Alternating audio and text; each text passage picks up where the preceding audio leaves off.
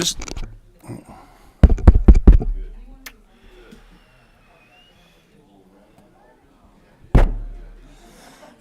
if I could just remind everybody, in case they've gotten us started on video, we're going to stand at ease for just a few more minutes. We have some members caught in traffic, so we're going to stand at ease for another 5 minutes. So start about 10 after 9. I have opening remarks, and I'll shorten mine to get us back on schedule, but we'll stand at ease till about 9:10.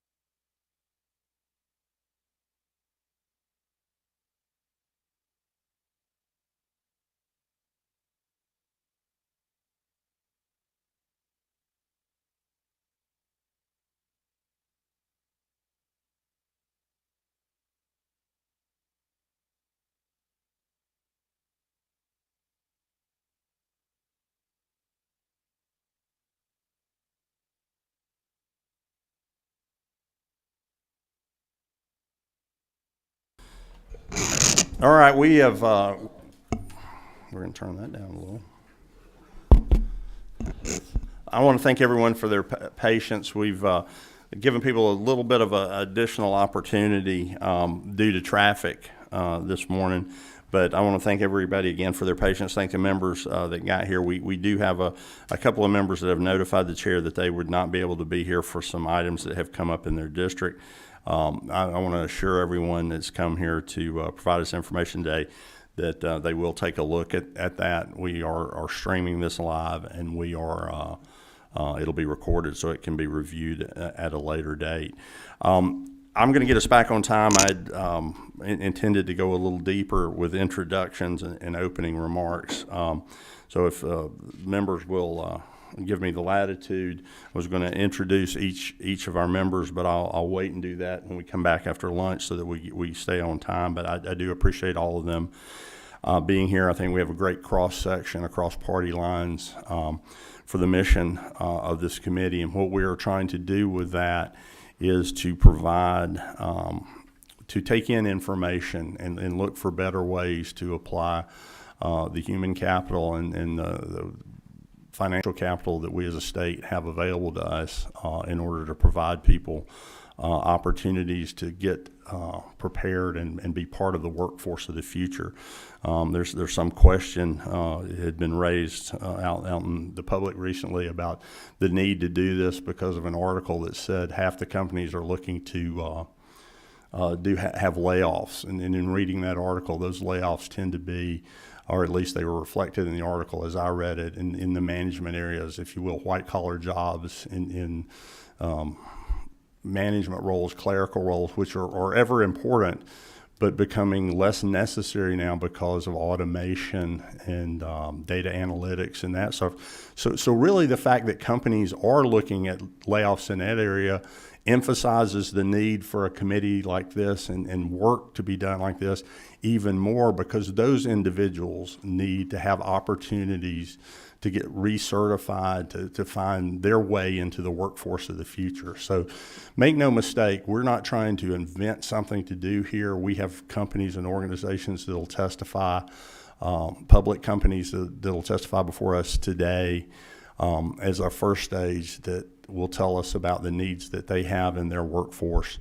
And we look very much forward to that. So the idea that we have today is for us to have this testimony. For us, our next meeting, we will look at more in depth of what is being done by some state actors to provide people and individuals opportunities for the workforce of the future. We'll look at some innovative ways to put them on the spot. I think the Marietta school system has a program. There's a school in Gwinnett that has it. There's some other people that want to talk to us. So that'll be the second meeting that we'll have. And then we'll have a later meeting to try to integrate all of the information we have and define a way that we can come up with a short, medium, and long-term solutions to better provide opportunities for Georgians to be part of the workforce of the future. So with that said, if again, the members would provide me the indulgence of introducing them all, at lunch and after lunch, we'll move on and I'll get us back on time. This morning we have quite an agenda, and I'd like to call Daniela Perry, the Vice President with the Georgia Chamber Foundation, as our first presenter.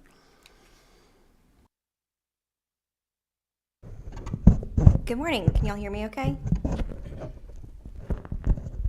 Great. Okay, great.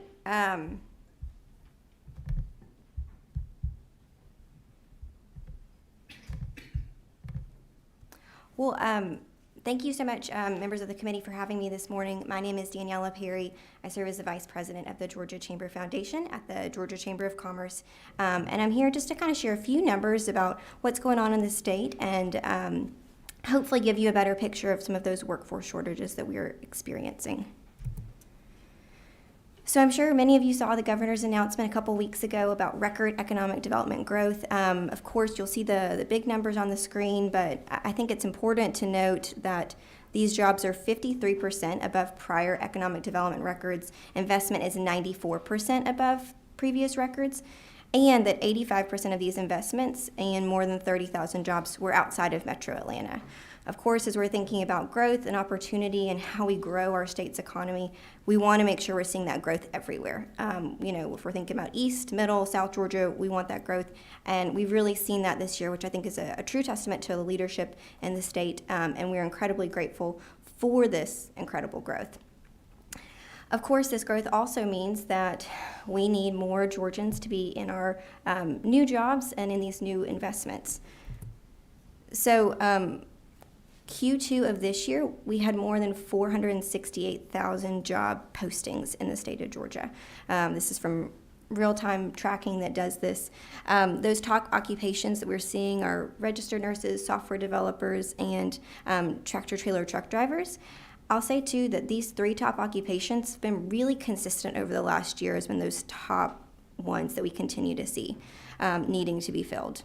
Of course, you'll also note, too, completely different skill levels. If we're thinking about a nurse, a software developer, or a truck driver, all kinds of different credentials that we're seeing, but all incredible demand. Too, if you kind of look at the graph here, you'll see the first time we started looking at this was in 2020, so kind of before we're seeing that pandemic impact of what's going on. And you'll see, too, again, just skyrocketing growth in terms of kind of the number of job postings we're seeing per quarter. You'll see there was a dip in 2021 due to the Delta variant, but still, incredible growth of what we've seen. And, as we're thinking about these job postings, what's going on, the demand from employers, there are about 100,000 Georgians on unemployment as of June. This is down about 60,000 from this time last year, which is great. But again, as we're thinking about number of Georgians on employment versus demand, there's a gap. And we certainly need to be able to think about how we get more folks in our workforce because it has to grow to kind of meet demand. This is a graph. I'm sure we can send this out too so you can see a little more in detail, but the beginning of the graph is 2008. So we're thinking of that Great Recession. You'll see that big gray bar was the Great Recession. That's kind of how it's marked here. And then that little gray bar you see at the end is more of the recession we experienced due to COVID. But if you look at the very beginning, you'll see there's been a deep decline from where we were in 2008 to where we are now in 2020. And this is our labor force participation rate. So this is the percentage of adult Georgians that are in the workforce actively. So we used to be around 68%, and June of this year we were 62.3%. So if you see this steep, slow decline, again, we're noticing that there are fewer people engaged in the workforce than there were back in 2008. You can see, too, that we're looking at compared to 2020, again, we're having an increase from where we were kind of in the deep days of the pandemic, but still, again, that steady downward decrease of people engaged is really what we're focused on. And at the same time, since August of last year, we've seen almost a 20% increase in those advertised wages that are being offered. So employers are certainly offering more compensation to individuals, but we are still seeing, again, that decline. So, of course, this Higher Education Committee, we want to kind of focus on a little bit about higher ed as well. On average, the state spends around $100,000 for every student, and we know that higher education credentials increase those work-life learnings of Georgians. You can kind of see the range depending if you enroll in a certificate, associate, those different levels. And of course, there are always outliers with different occupations, but this is the average from the Governor's Office of Student Achievement on what your earnings are if you do gain credentials. So we know that individuals that do pursue higher education have more financial resources available to them and their families as they think about buying homes, enrolling their kids in schools, and doing softball on the weekends, all of those things that help to make our communities vibrant. Looking at the class of 2019, we saw that around 50% of graduates did enroll in education in Georgia and post-secondary, and another 10% enrolled out of state. 2 years later, they are still tracking this data and found that now 53% of graduates are enrolled in post-secondary. 2.6 have actually already earned a credential, and I think the key point to note is that 43.9% that's unknown. Again, as we're thinking about that labor force participation rate, we've got around 40% of the, adults that are not engaged in the workforce. And, we see this 43% here. We've got to make sure that we're capturing that 43%, making sure that you're enrolling in higher education, getting involved in the workforce. But that unknown is not exactly the place that we want to be with that kind of large percentage. So again, I hope this is helpful in terms of kind of showing the big picture of what's going on in the state. Record economic development growth, huge demand from employers to continue to hire more individuals, get them engaged, but we are still seeing a disconnect in terms of individuals getting from our K-12 schools and getting into our occupations.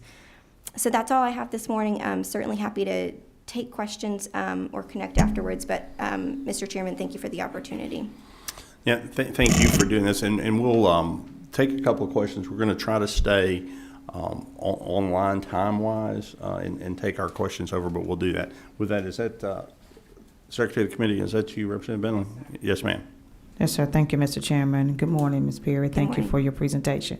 My question is relating to the, I don't have my glasses on Sure. at this moment.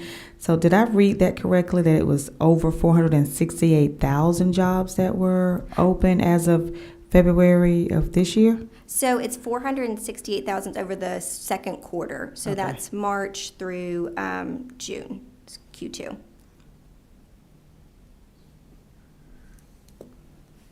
And 155,000 Georgians that are receiving unemployment as of June of this year. Yes, ma'am. That is a huge Yeah, divide. yeah, Yes, thank you. of course. I don't see who's attached to numbers, so number 25. Is that Chairman Perkle? Thank you, Mr. Chairman. Thank you for the numbers. So labor force participation rates is something I've tracked for some time. That is this is a number that is important. Yes, As most of us know from Econ 101, unemployment rate only tracks those that are actively looking for employment. Labor force participation rate looks at the number of people that are actually adult aged in the workforce. 38% of adults are not engaged in the workforce. 38%. Are you aware of a deeper dive into that data to find out which would seem to be that will be the holy grail for how we encourage those people back into whether they've been there into the workforce? Is there a deeper dive into where they're at, what they're doing, besides just the raw data is super important, but a deeper dive below the surface into who they are, the circumstances, so that we might better incent them or find them to incent them to join the labor force? Absolutely. And I think to your point, this is something that is that holy grail if we could find these folks. There is some data available in terms of if these individuals have maybe a disability and if there's something that we could, continue to offer either from an employer perspective or from a state perspective to help bridge this gap, make sure they're able to. We can certainly kind of do some additional digging on this and provide some resources back to the committee if that would be helpful, and maybe what this 38% looks a bit more like and how we may be able to better reach them. Quick follow-up, and I know the Bureau of Labor Statistics, they do a fine job in gathering this data, but I'm unsure as to how much deeper they go on the data that they can provide. But it seems to be underlying data would be the most important here in our committee's business. Thank you. We're going to move on if we can. We had one more. We would like to follow up. Let me just, two things. Define the number there for us is, this is working age population, right? So this is not people that would be will you be considered retired? They're not part of that 38%, correct? Correct. So that age range is, It ends at 64 years old. And I believe it starts at age 16, but I'll double and check. it eliminates those that are actively involved in post-secondary education or not? I will double check. I don't know that it does for sure, but we can double check. I believe it starts from 16 to 64 is how they define the working age population. Yeah, so that is, part of that, I would wonder how much of that whole population is in school. But, and just to follow up and bring this together, because we'll bring you back for the second meeting, because this is where we're going to try to connect, is what Chairman Perkle brings up is what is our problem, and what we're trying to get to the bottom of is, it's like the unknown people up there. The 38%, we don't know them, so we don't know why they're not working. We don't know if they're worn out sometimes. We don't know if they think they're undereducated for the employment. They don't know that the Hope Career Grant exists. So those are all the things that we need to find out and see if there's that. So thank you very much for that. This is what we wanted to get from these early presenters is some of the groundwork for, and then we'll hear it from employers. Thank you very much. Yes, sir. Tim, you would be next. Tim is the director with Educated Workforce for the Metro Atlanta Chamber of Commerce. We'll move straight to you.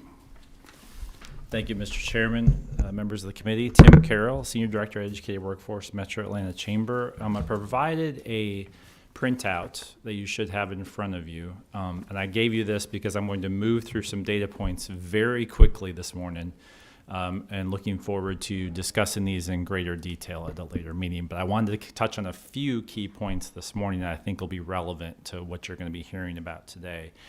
We think about jobs and the job market in three sort of buckets. Where are the open jobs now? In other words, job postings, the help wanted, right? Where are those now? Where are the occupations that are highest in demand, those very specific occupation types? And then where are the industries themselves going? So if we looked at the top 15 industries in Georgia, what is the trend for those industries so we can get some sense of where those job postings and future growth would align with the work that this committee is going to be doing. For instance, on page 2, you'll see that we go through some job posting by industry and where demand is by industry. So things like administrative services, healthcare, retail accommodation, food services, all very strong. The only one of these top 15 that's trending downwards is public administration. This is just in job postings as to what jobs are available right now. And we've given you a 5-year trend line from 2017 to 2021, so you can kind of see that up and down growth there. On page 3, looking at our top industries now, there's 4 industries I want to highlight because Georgia has a very specific strategic advantage in these 4 industries. If we compare these 4 industries to other similarly demographic states, Georgia employs more people in these industries than those other areas. So I want to point those out. Those are healthcare, IT and professional services, construction, and finance. So what that would mean is, if you were looking at things like finance, you would expect to see Atlanta, Chicago, and other areas like very high, so in Illinois and Georgia. But you might not find like I'm going to pick on a state. We're not going to find the South Carolina or Alabama necessarily high on that finance one. So we're saying that Georgia has a very unique advantage in those. That's just to give you a sense of where we have some strategic advantage. And hopefully this will all add up as I go through this. On page 4, we're looking at Georgia's overall change in total employment. And this is over the last 5 years. Keeping in mind those items you see in red, those are those unique strategic advantage industries. All top 15 industries had a 4.8% growth in total employment over the last 5 years. 4.8%, keep that in mind. And you'll see that hard line at 4.8% that some industries are way outperforming that total employment. So this is important when we think about where we're going currently for the future, things like construction, IT, healthcare, and finance. Again, way above average for where total growth in industries is happening.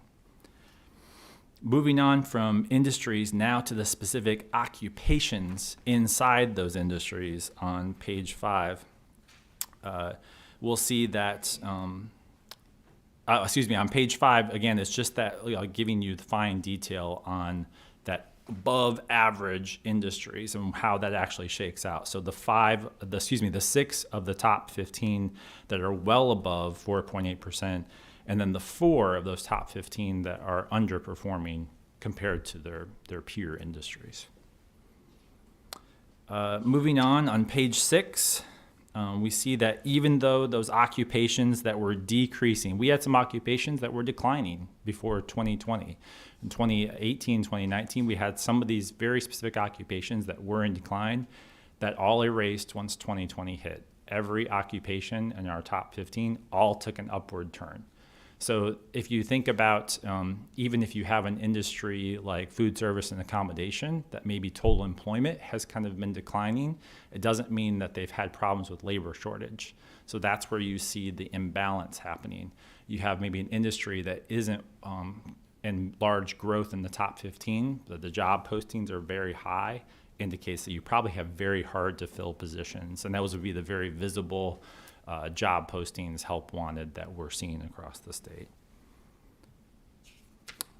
I'm going to move on to page 7. We want to look now at how total employment for these occupations. So now when you're thinking about the specific job, how do those stack up across? And on page 7, by these top occupations, by type of occupations, we see some light grouping. So even though office administration postings are still really large and that employment is still really large, you can see over time it's declining.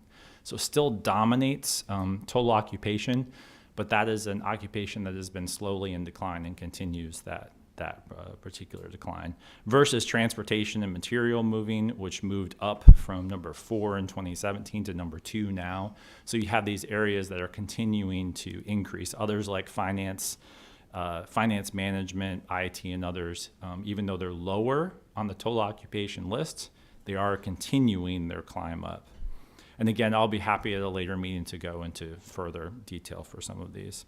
On page 8, we're taking a deep look into these occupations. So when these occupations get down to the very specific job role, many of these do not require a credential or job degree.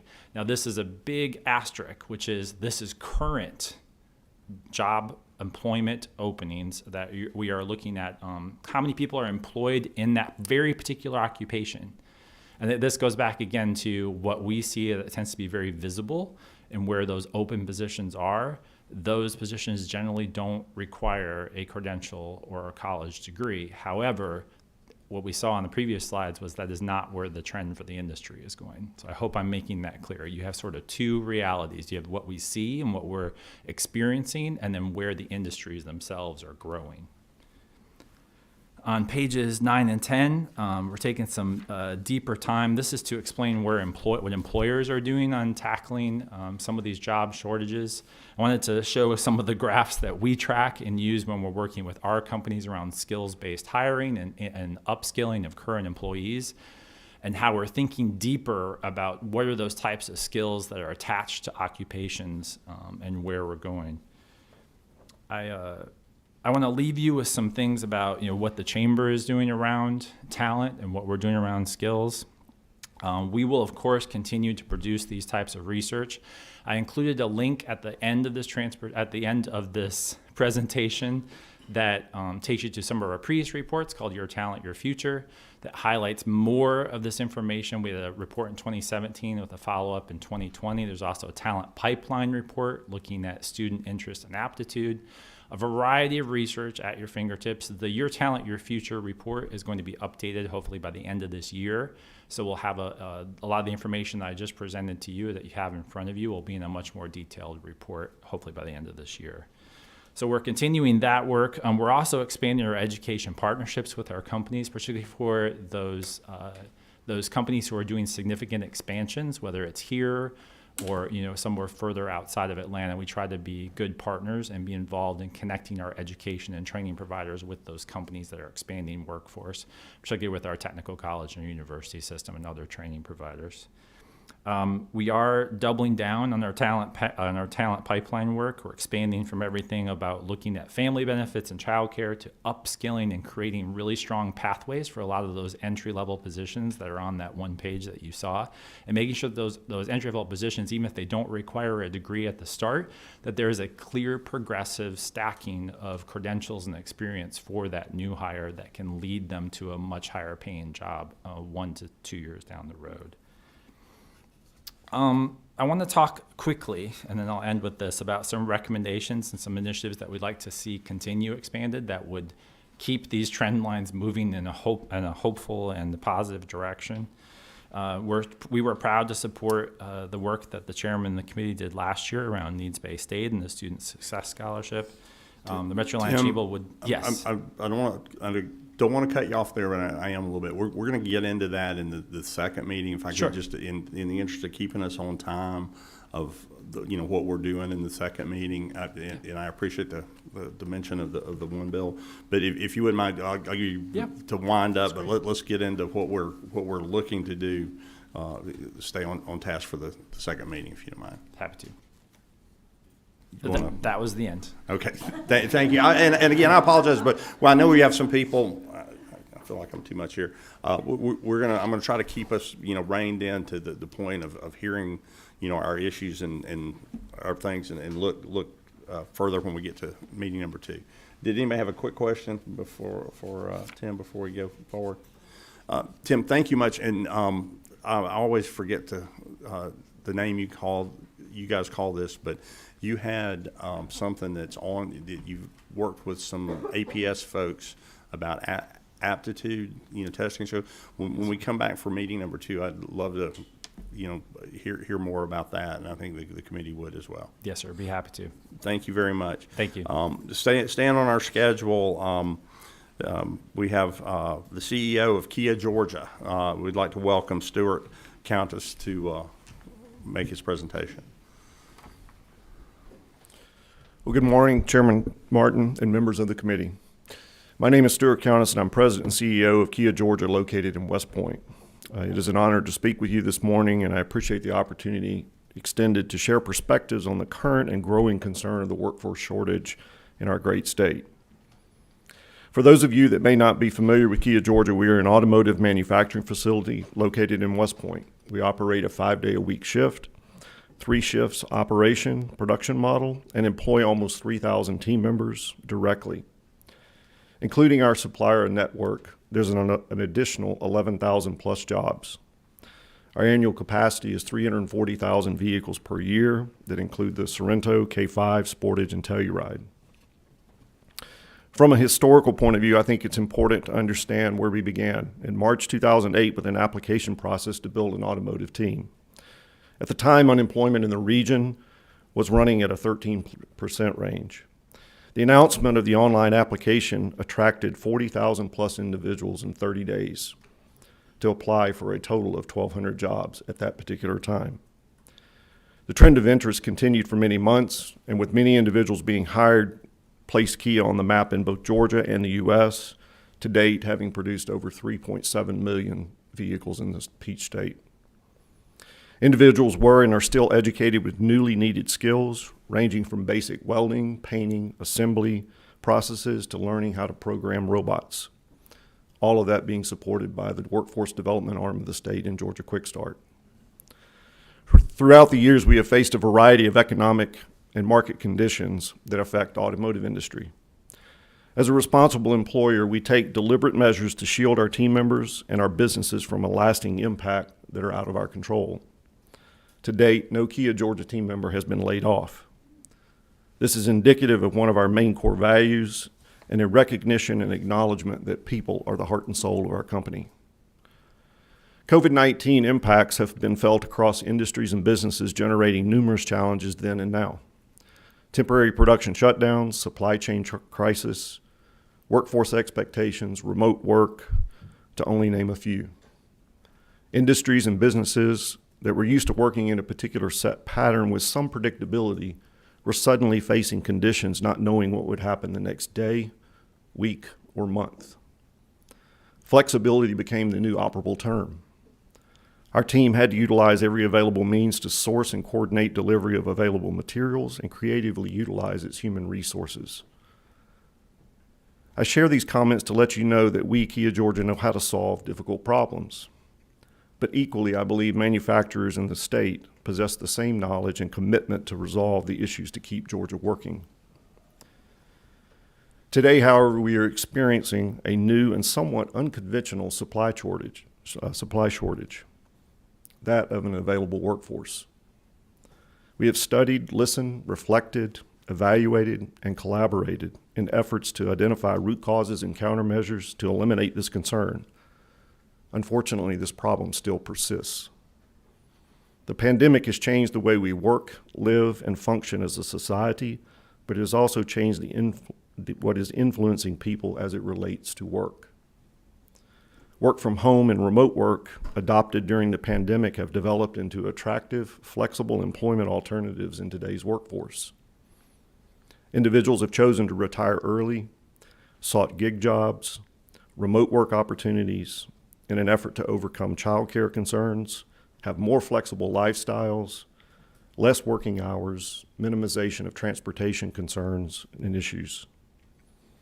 This has obviously changed the traditional model, especially in manufacturing. Believe me, I can't make a car from home. Coupled with growing opportunities for new businesses and record low unemployment, we have a labor shortage that is adversely impacting employers across the state. Many operations are trying to return to pre-pandemic outputs and grow their own businesses. But we're struggling with recruiting and hiring of capable, qualified workers. The competition for workforce has impacted retention rates as people move from job to job, disrupting what is again a predictable condition in the past. Even though we have implemented numerous changes and incentives to slow this trend, we are still feeling this dynamic. For a little bit of perspective, we normally fill our hourly positions by converting temporary workers to full-time workers. However, the current conditions pushed us back into a direct hire process, as was experienced back in the early days. With the addition of a fourth model into our factory this year, we had an opening for 450 brand new jobs. After 1 year of trying to fill those jobs, I still have more than 100 open. We have looked critically at ourselves as an employer to assess our employment experience and value to current team members and those we are trying to attract. We've increased wages, invested in on-site amenities, made changes based on team members' opinions. For example, we have recently announced that we will change our operational model from a rotating shift for 13 years to a set shift pattern. That is a huge change in our business. We have focused heavily on recruiting by hosting or participating in job fairs within a 120-mile radius. That's twice the radius I used to look for.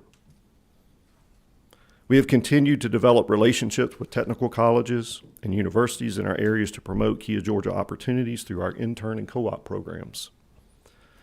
Throughout this process, we have also learned a lot about the tendencies of graduating high school students. It is estimated that between 35 to 40% of high school seniors have no post-secondary plans after graduation. To me, that is a shocking number, especially when I have jobs that they can fulfill. Clearly, young individuals are making decisions about life choices at a later date. As society and parents, we actively promote continued education as a next step in a student's pathway to success. Academic advisors and counselors work with students to find the best school and career pathway for each cohort. But 35 to 40% have no interest, or they don't have academic ability, or they don't have the financial backing to support that. The question is, what will be their pathway? While this is unfortunate from the perspective of formal education, it is certainly a reality that exists, and one that I believe that we can and should review closer. What guidance are we providing this group of people?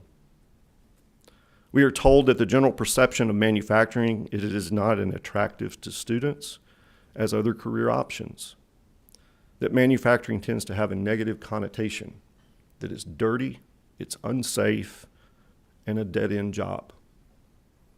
I invite any of you to come see what we do in West Point, Georgia. While there may be exceptions, manufacturing has progressed in capabilities and technologies, and discipline to those older factories has either shuttered them or they've revised what they do. Unfortunately, the perception lives on, and it's in the stories of parents and grandparents and many others, and we have to change that dynamic. So how can we transform those beliefs to reflect the current conditions? That is the goal of my involvement here today. What can we do as business and political leaders to make a positive change in the way our youth, future workforce views manufacturing as a career? I believe we must explore alternative approaches that accurately present manufacturing to students as an added choice for consideration. Can we create activities and programs through which manufacturers can engage directly with students in career centers or other functions to discuss possibilities that manufacturing careers could offer to their lives? This happens now on occasion through efforts of an inspired counselor or a teacher with a personal goal to make sure his or her students are aware of their options. But why should we not make that a standard for all cohorts, regardless of where they are in their educational process? Aside from an involved and caring parent, teachers are potentially the most influential individual in many of these students' lives. But most teachers, I would say, have a very limited, if any, firsthand experience at what manufacturing is about.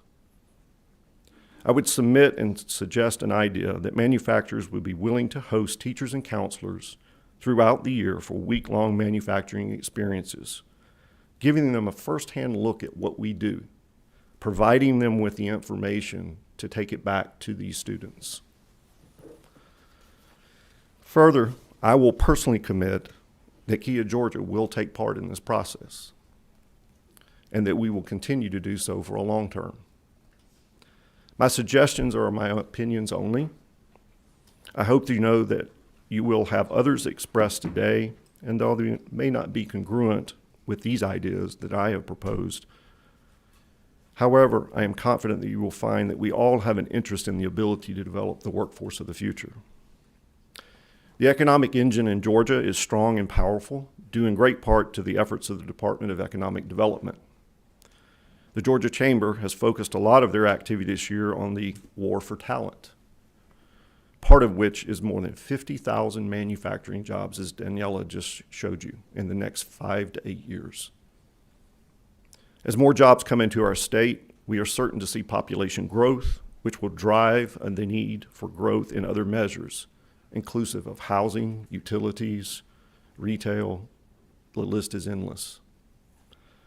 We can ill afford to postpone the opportunity to educate our workforce on what their possibilities are. If not, we will be asking ourselves in 5 years, what did we not do? I appreciate your time and consideration, and I'll certainly be glad to answer any questions. I'm sure it will not surprise you. You have a couple. Again, I don't know who goes with the numbers yet, but number 28. That's me. Rosa Thank you, Vera. Mr. Countess. I have to tell you that is your message is compelling. I'm very thankful that you were here today. Your message is also quite sobering. I know that this is a concern that many of the committee members have. That's why why this special committee even exists at this point, is we want to find a solution. Find a solution for the sort of, and maybe I'm too close. What if I stay back here? Where'd you get that? I stole it. Well, you stole it from somebody. Yeah, it helps. That's great. Greatly helps. Thank you. It is a sobering, and the statistics, I think you said 33% of graduating high school seniors have no real direction, concept, or idea about what they will do going forward. The fact that that is even a possibility in this state is a tragedy. Thank you for being here today. I can tell you that I know that from my own experience and from speaking to constituents in my district, I've had a lot of folks say to me, parents included, that our society has sort of romanced the concept of a traditional four-year degree, the traditional four-year college experience with the sorority and the fraternity and the whole 9 yards. That in and of itself is not a bad thing, but the fact that it has sort of eclipsed the concept of alternative education and advancing through our technical system. I'm grateful for what you do. I have 2 of my 4 children own Kia automobiles, so we are grateful that you are here in Georgia. And I can tell you, I think that you're going to have partners here on this committee in terms of dealing with these sorts of issues that you've expressed here today. Thank you so much. Thank you. Thank you, Representative Earhart. You have some more questions. I want to follow the representative and say this. And I was going to say it in our beginning remarks as I set the stage for this. I think you have pointed out something. I think Representative Earhart has said it is the four-year degree, the magic four-year degree. You can get an education outside of college, and I don't mean anything bad about our TCSG system, our private college system, our university system. They're sitting out there in the audience. But out of the University of Georgia, I had a degree in management science and went to work for a software manufacturer. We built software. If you've been to the Microsoft facility out in Redmond, Washington, it's a huge facility. It may even be bigger square footage, I'm sure it actually is, than your facility, and they manufacture software.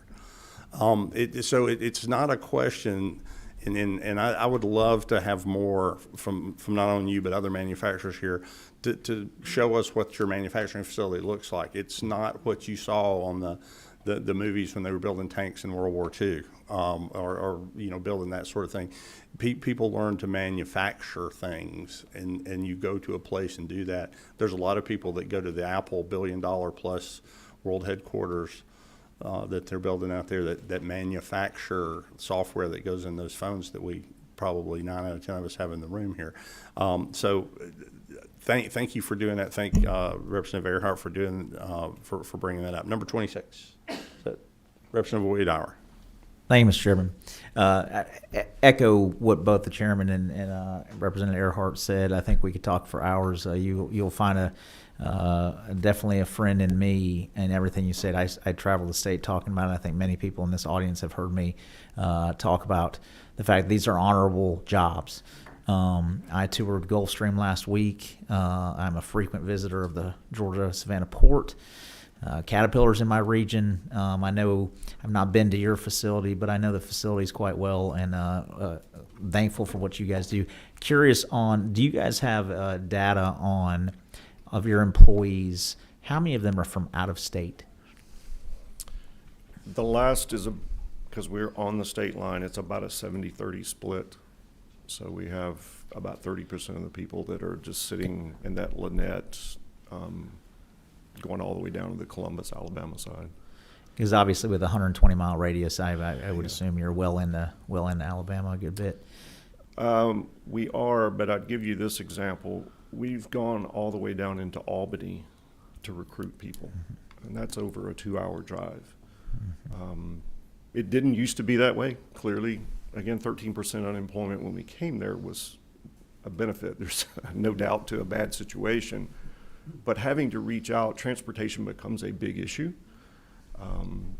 People enjoy, and we see this quite a bit, especially a particular demographic. They want the lifestyle of Atlanta, what it offers, but West Point, LaGrange, great places to live, but it just doesn't meet their needs. So it's how do you attract them to move in that area? We have quite a lot of employees that do live in the Coweta County area. So it can range from Coweta all the way down to Lee County in Alabama, which is where Auburn is. Well, thank you for being here. Yep. Thank you, Mr. Chairman. And here I am right here. Thank you so much.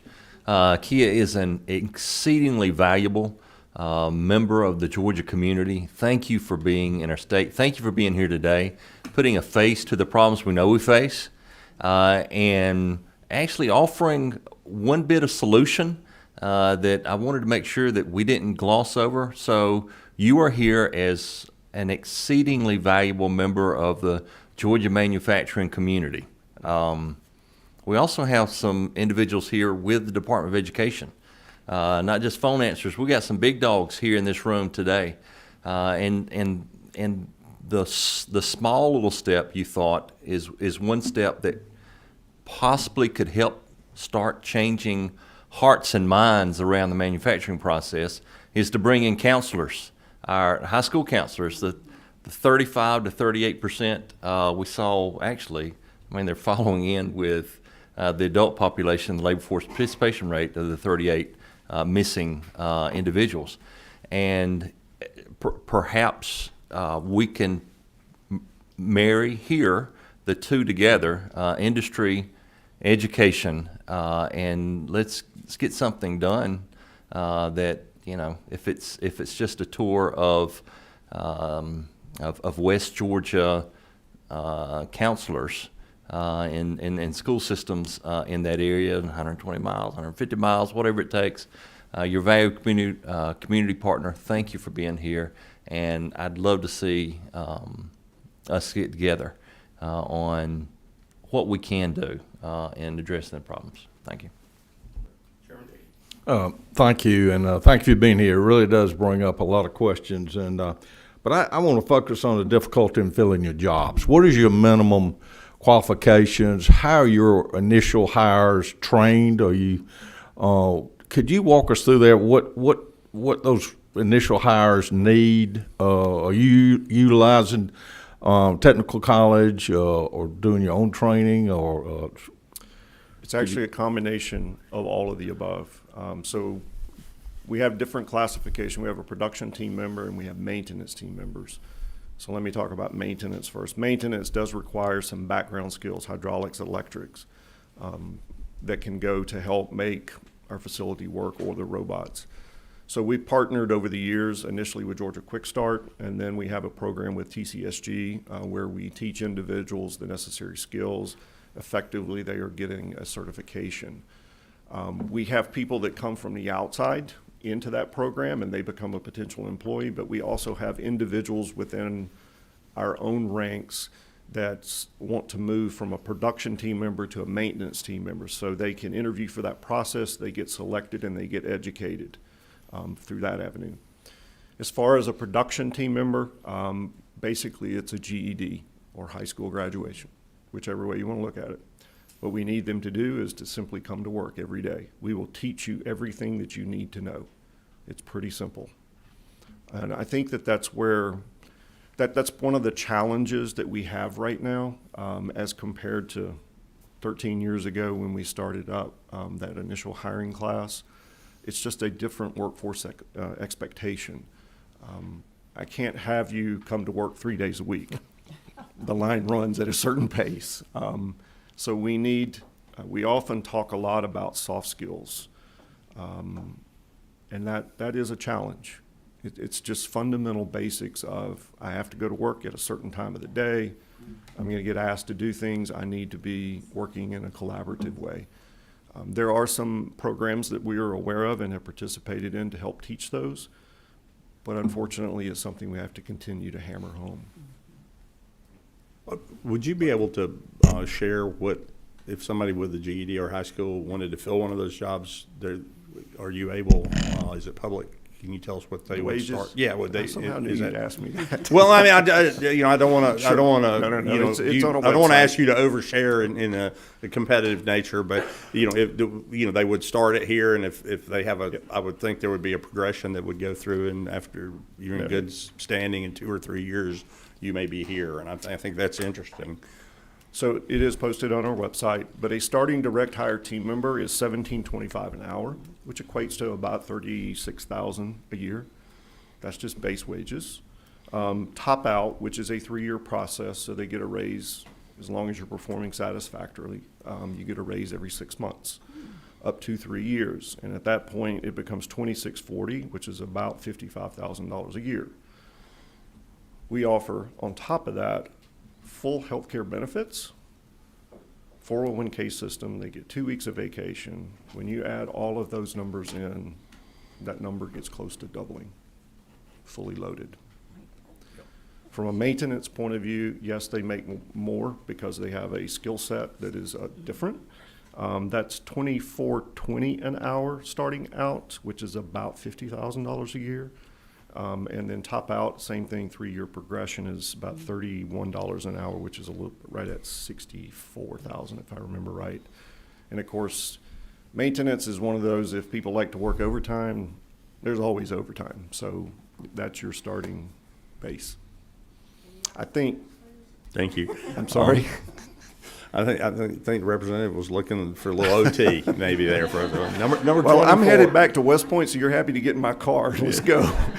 I think the interesting thing, if I might add, what businesses realized is we don't talk about those numbers enough.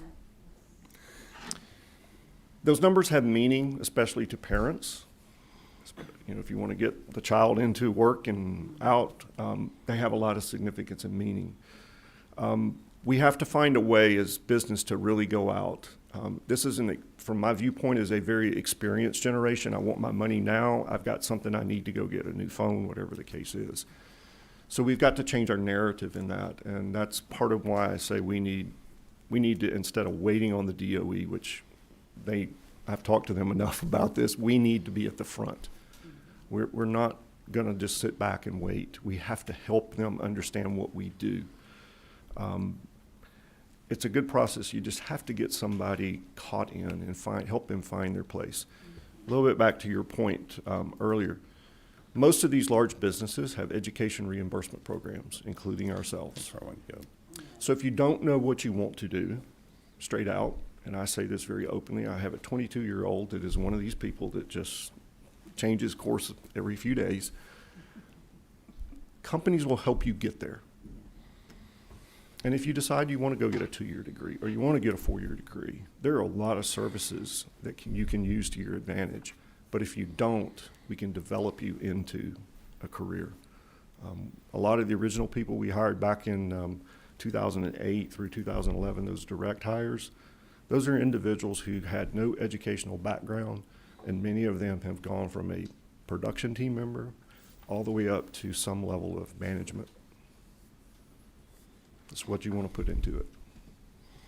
That's excellent. You have a couple more questions if we could. I'm sorry. Representative Jackson. Thank you, Mr. Chairman. I am just so excited about everything that you're discussing here today. But one of the things that I didn't pick up on is that your boundaries stop at 200, about 200 miles. Have you ever thought about expanding and coming into the southern part of Georgia? Well, southern part of Georgia, because there are colleges and universities and what have you that could probably assist with getting the workforce that you want to come. But I know the problem is transportation. Picked up on that is a problem with some of the companies in Savannah. The people doesn't have transportation like it to get to Gulfstream or to get to the port because they do not have cars. And I just think that if you expand your territory, you may be able to do something. One thing that I really like that you're saying is that the training can be done, but also the information that you have given us today, starting salaries and what have you, that is always something that is encouraging when people are in the job force and they're looking for jobs. The other area that I was interested in was you have people that are leaving the penal system. And are you hiring, are you recruiting those that have served their times? And they've served their time, but they do want to get into something and get a job.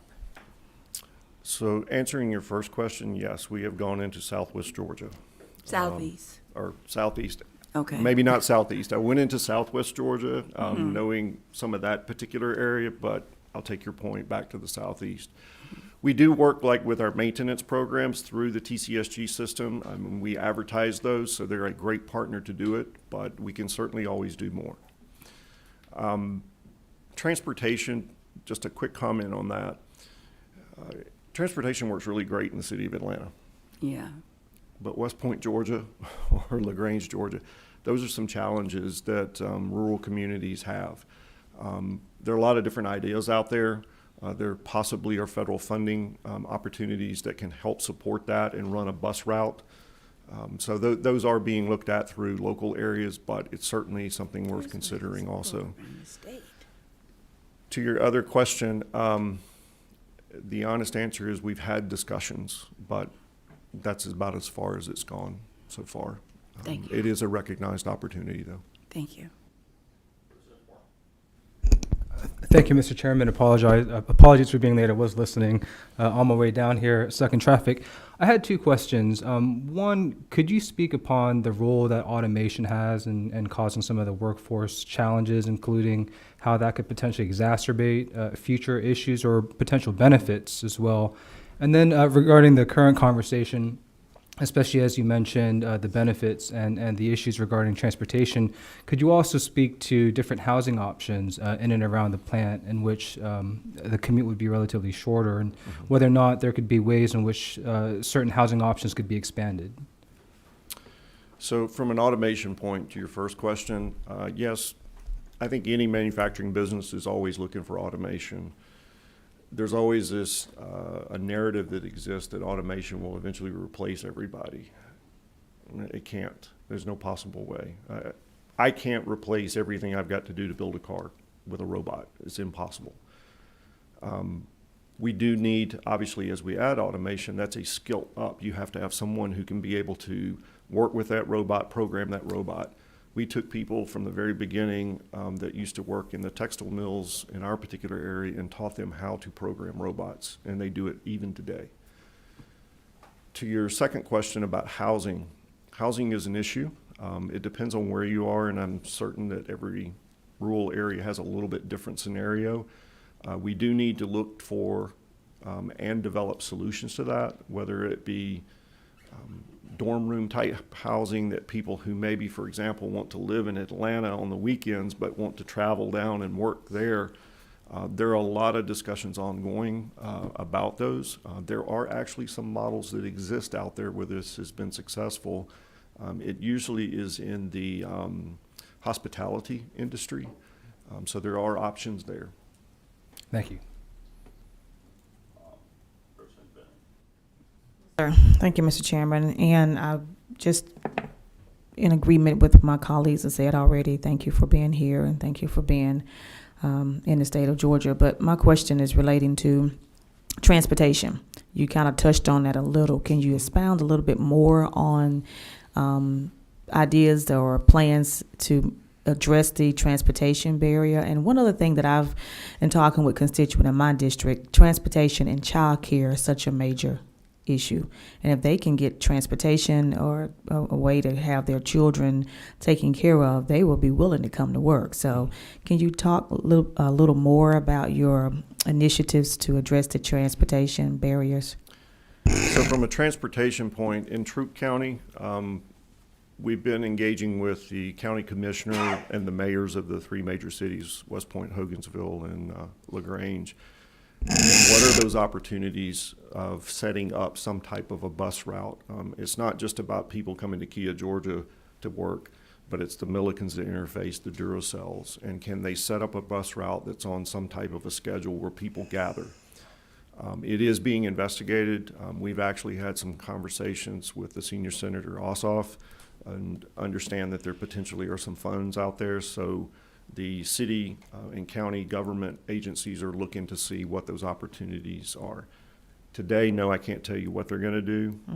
I can tell you if you go back many, many years, especially in that particular area as a textile industry, there was a point in time, as I understand, there was a bus route system to get people to work. Whether that's the right thing or the wrong thing to do now, we have to fix transportation. We know we can get an additional group of people if we could just give them a reliable way to get to work. To your question about childcare, yes, I do think that that's still an issue. Hopefully we're going to see some changes as it relates to now kids are going back in school, but we obviously have to see what happens with COVID because that can turn the world upside down again. Thank you. Thank you.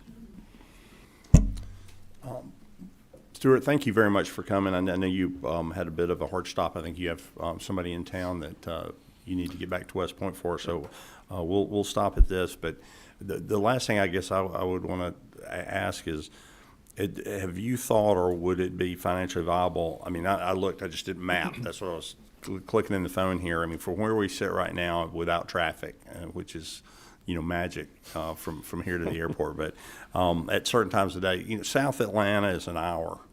I mean, if you were 85 down around the airport, I mean, that area. Have you thought about, or has Kia thought about, like van pools? Because this is sort of a shift time. Everybody that's going would be going at the same time and coming back. And the reason I say that is I remember, I don't remember it, but I remember my dad telling me about it, is when he out of high school worked at Lockheed. And that was North Georgia, in Alpharetta. And there were van pools that were done by individuals so that they all rode to Lockheed. That was a long way, in the day, if you will. So is that something that you've thought about, or might can consider? I mean, I don't know if that's just Kia. It could be with Georgia. Could work with you on that. But is that something that is a possibility? It is to a bring people from south, south of the Atlanta, area. I mean, that's an hour away. I mean, a lot of people drive. Believe me, if I come to my office in downtown Atlanta, I may be only 26 miles up in Alpharetta, but it's an hour away when I need to get there in the morning. So that's not an unreasonable commute. So I was just thinking about that, and then I'll just depart here. I love what you're saying, and we talked briefly at the manufacturers meeting. Is I want to look for ways at our next meeting to help you do. Everybody kids me about being athletic oriented and football oriented, but Kirby Smart doesn't sit over in Athens and just look for the folks that come over there to play football. He goes and recruits, and I think you have a great recruiting mind that you've set forward and put forward to us today. And I think we as Georgia want to be your booster club, as well as these other manufacturers, and into helping you get the word out that this is an honorable, this honorable job. It's an honorable profession.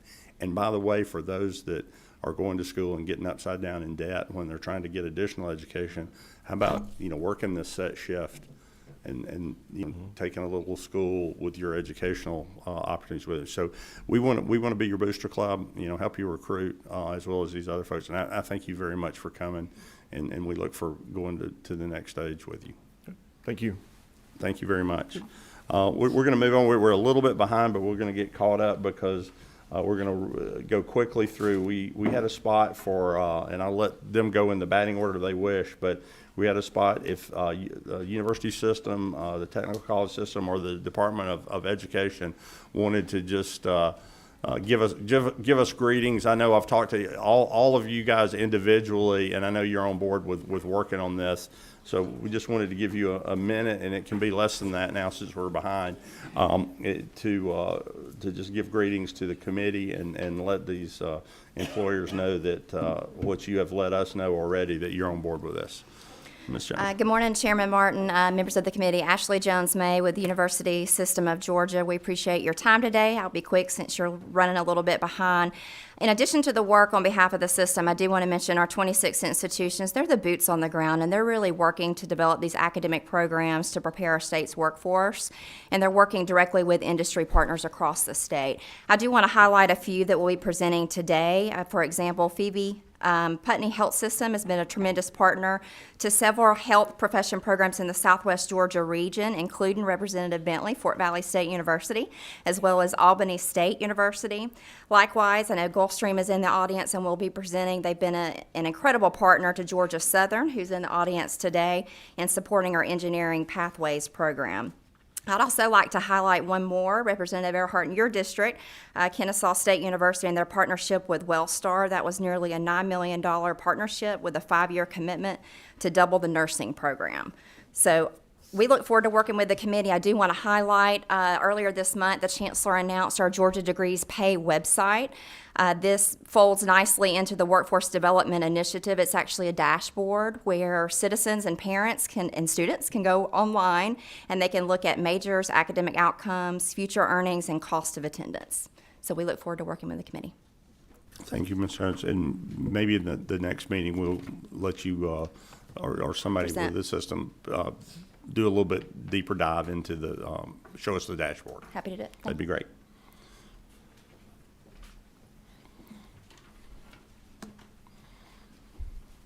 Welcome, Mark.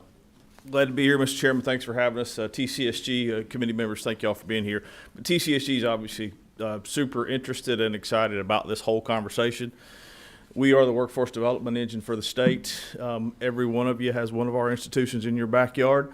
And so every thought that's made here is important, and every topic of conversation is important to us.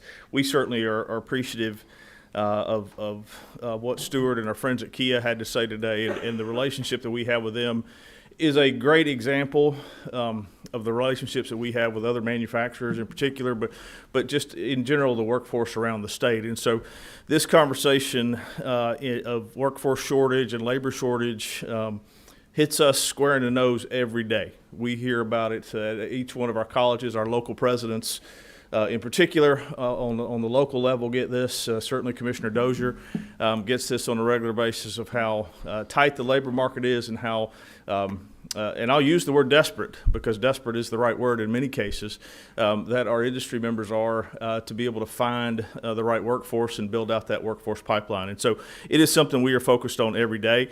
We are working down at a college level, all 22 of our colleges, to have focused enrollment plans that are geared towards the specific programs, the specific skill sets for the specific industries that are in their footprint. And so we do have some global, what I'll call global statewide focuses. We've really been, and many really based on your feedback and your input, the governor's input in terms of some funding, but we really focused right now on healthcare and nursing shortages, CDL programs around the state that we're working hard at, manufacturing, and specifically also part of that is to include EV support with so much new EV work headed here to Georgia. Those are things that are right at the top of our radar screen at a state level, but I will tell you that at an individual college level, it's that local footprint that drives what they do. And so we hear this conversation on a day in, day out basis.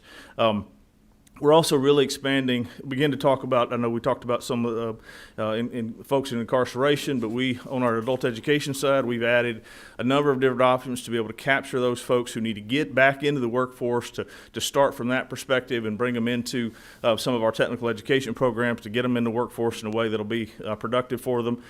So we're continuing to look at expanding our adult education options. We're really also expanding apprenticeship opportunities thanks to the legislature with Senate Bill 379. I'll take a moment to briefly introduce Karen Kirschler, who is our Deputy Commissioner for Workforce Development. All things WIOA that happen in the state run through her shop, and apprenticeship programs and other things that we are expanding come through her shop, and I think they're a critically important part of this conversation as this committee moves forward. So thank you all very much for having us. We look forward to being a part of this rest of this conversation. Thank you, Mark, and we're going to work her to death on at meeting number 2 about showing us. Well, that's why I introduced her, so that y'all know where the real power comes from here on that one. I knew she'd be a topic. So thank you. I know. We'll go to the State Board of Education in. Yes, sir. Good morning, Chairman Martin, committee members. I'm Matt Cardoza, Director of External Affairs for the Department of Education. We're excited about this committee and the work that we can do with y'all. Know that our school districts work closely with our Career Technical Agricultural Education Program. Dr. Barbara Wall will certainly be ready to answer any questions, make any kind of presentations possible. One thing she mentioned to me that we're excited about, that Stuart with Kia is heading up our 5-year strategic plan for career technical agricultural education. So he'll have a lot of input into that and how we can work more closely with manufacturing or industry in general, and ensuring that our counselors are also making sure that those jobs that are available are out there. Unfortunately, we have a similar issue in teacher shortage right now as well. So trying to ensure that all students have some kind of career path in mind before they leave us and go into post-secondary or straight into the workforce. Well, Matt, thank you very much, and thank you. We appreciate Superintendent Woods and all the entire department has done to try to. I mean, y'all have done yeoman's work through as have all the local boards of education, through this pandemic. I know it's been a tough thing, and we're mindful of what the governor is doing with some of the additional GEARS money. Yes, sir. to help those learning. So thank you for bringing that, and we look to involve you in the next step as well. With that, we're going to move quickly. We're still a little bit behind, but we're going to give our microphone now to the president of the Georgia Student Finance Commission, Lynn Riley. I wanted to ask Ms. Riley to give us a little bit of what we do offer in terms of the ability to get these pathways opened up, but it's just going to be just a taste, if you will, because we're going to bring her back as well when we try to put the solutions together in meeting two. But we'll tie what she has to offer us today with what we're hearing from the rest of our agenda, and hopefully we can connect some dots. President Riley. Thank you, Mr. Chairman, and thank you, members of the committee. I enjoy being here with you today and look forward to that collaboration.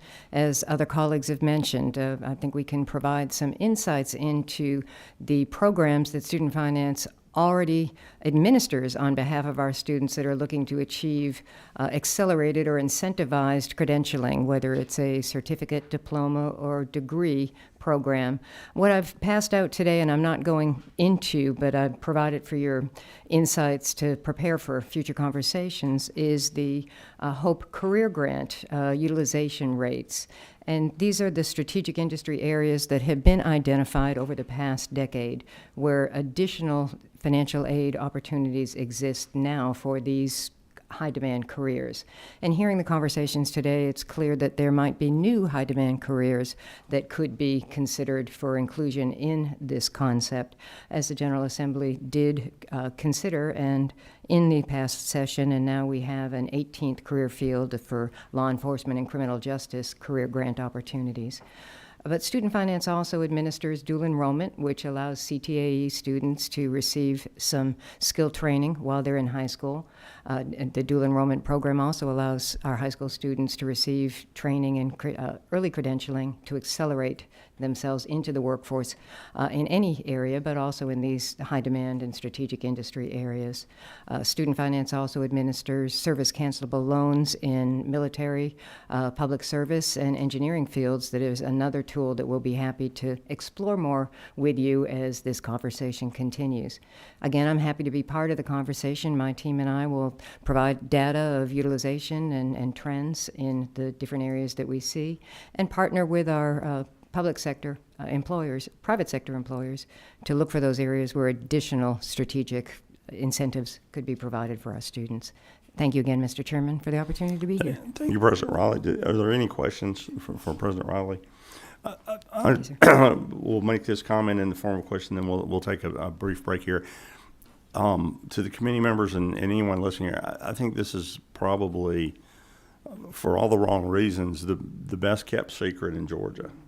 I mean, I think there are a lot of people in that 30-some percent, 35 to 40%, I believe, Mr. Countess said, that are leaving high school without knowing exactly what they're going to do, that don't realize that these Hope Career Grants exist. And then, not to make a political statement here, but when we talk about sometimes that we don't have needs-based opportunities in Georgia, these are that. I mean, they're also to people without a need, but you know, and not saying that we can't have that conversation for a 4-year degree, needs-based work like we did last session. But this is something that we need to do a better job, each one of us individually, in our 180 districts and in our high schools, to let people know about. I just don't. It's come to my direct attention over the summer and talking with some people that there are just a lot of students that are graduating. These were put in place, it seems, for people getting back into the career field, right, to retrain non-traditional students, but they work for, you know, traditional, if you will, traditional high school graduates as well. So we're going to, again, exercise this as we move forward. With that, we don't have any questions. We're a little bit behind. We were going to break from 10-minute break. We'll just do that now. We'll still take a 10-minute break. We'll be 5 minutes behind. Let's reconvene at 10:35. So we'll stand in recess till 10:35.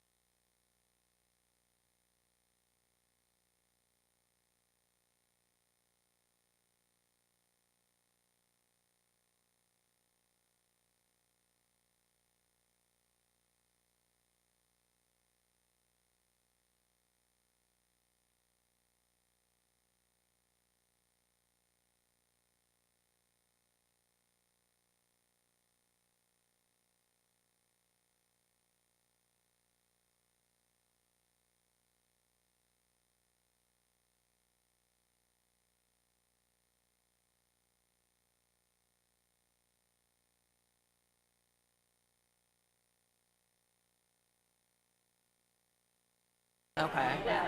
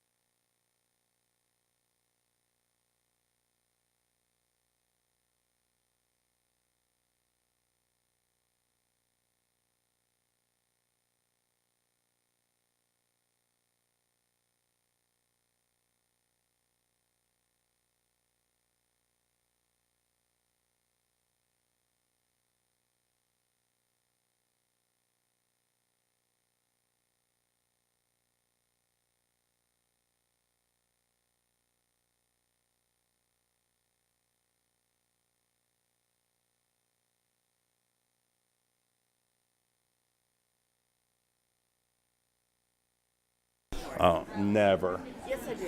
All right, let's begin to settle down and we'll get rolling.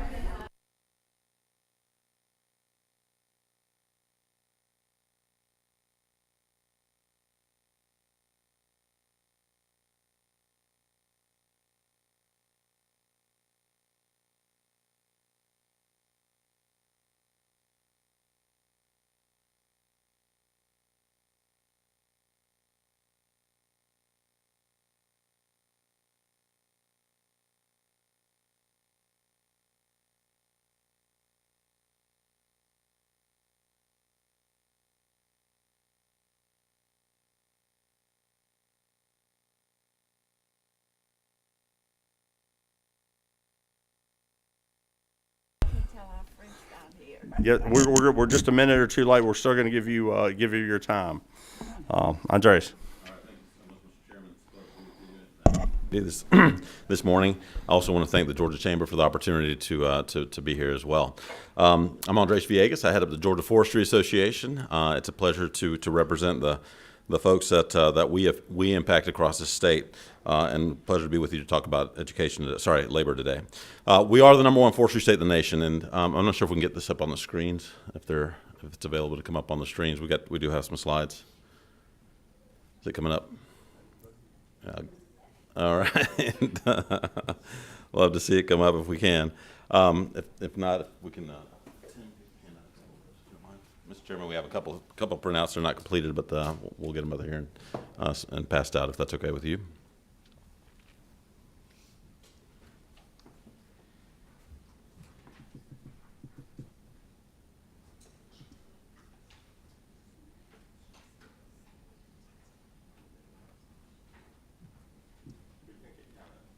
Went to sleep? Yeah.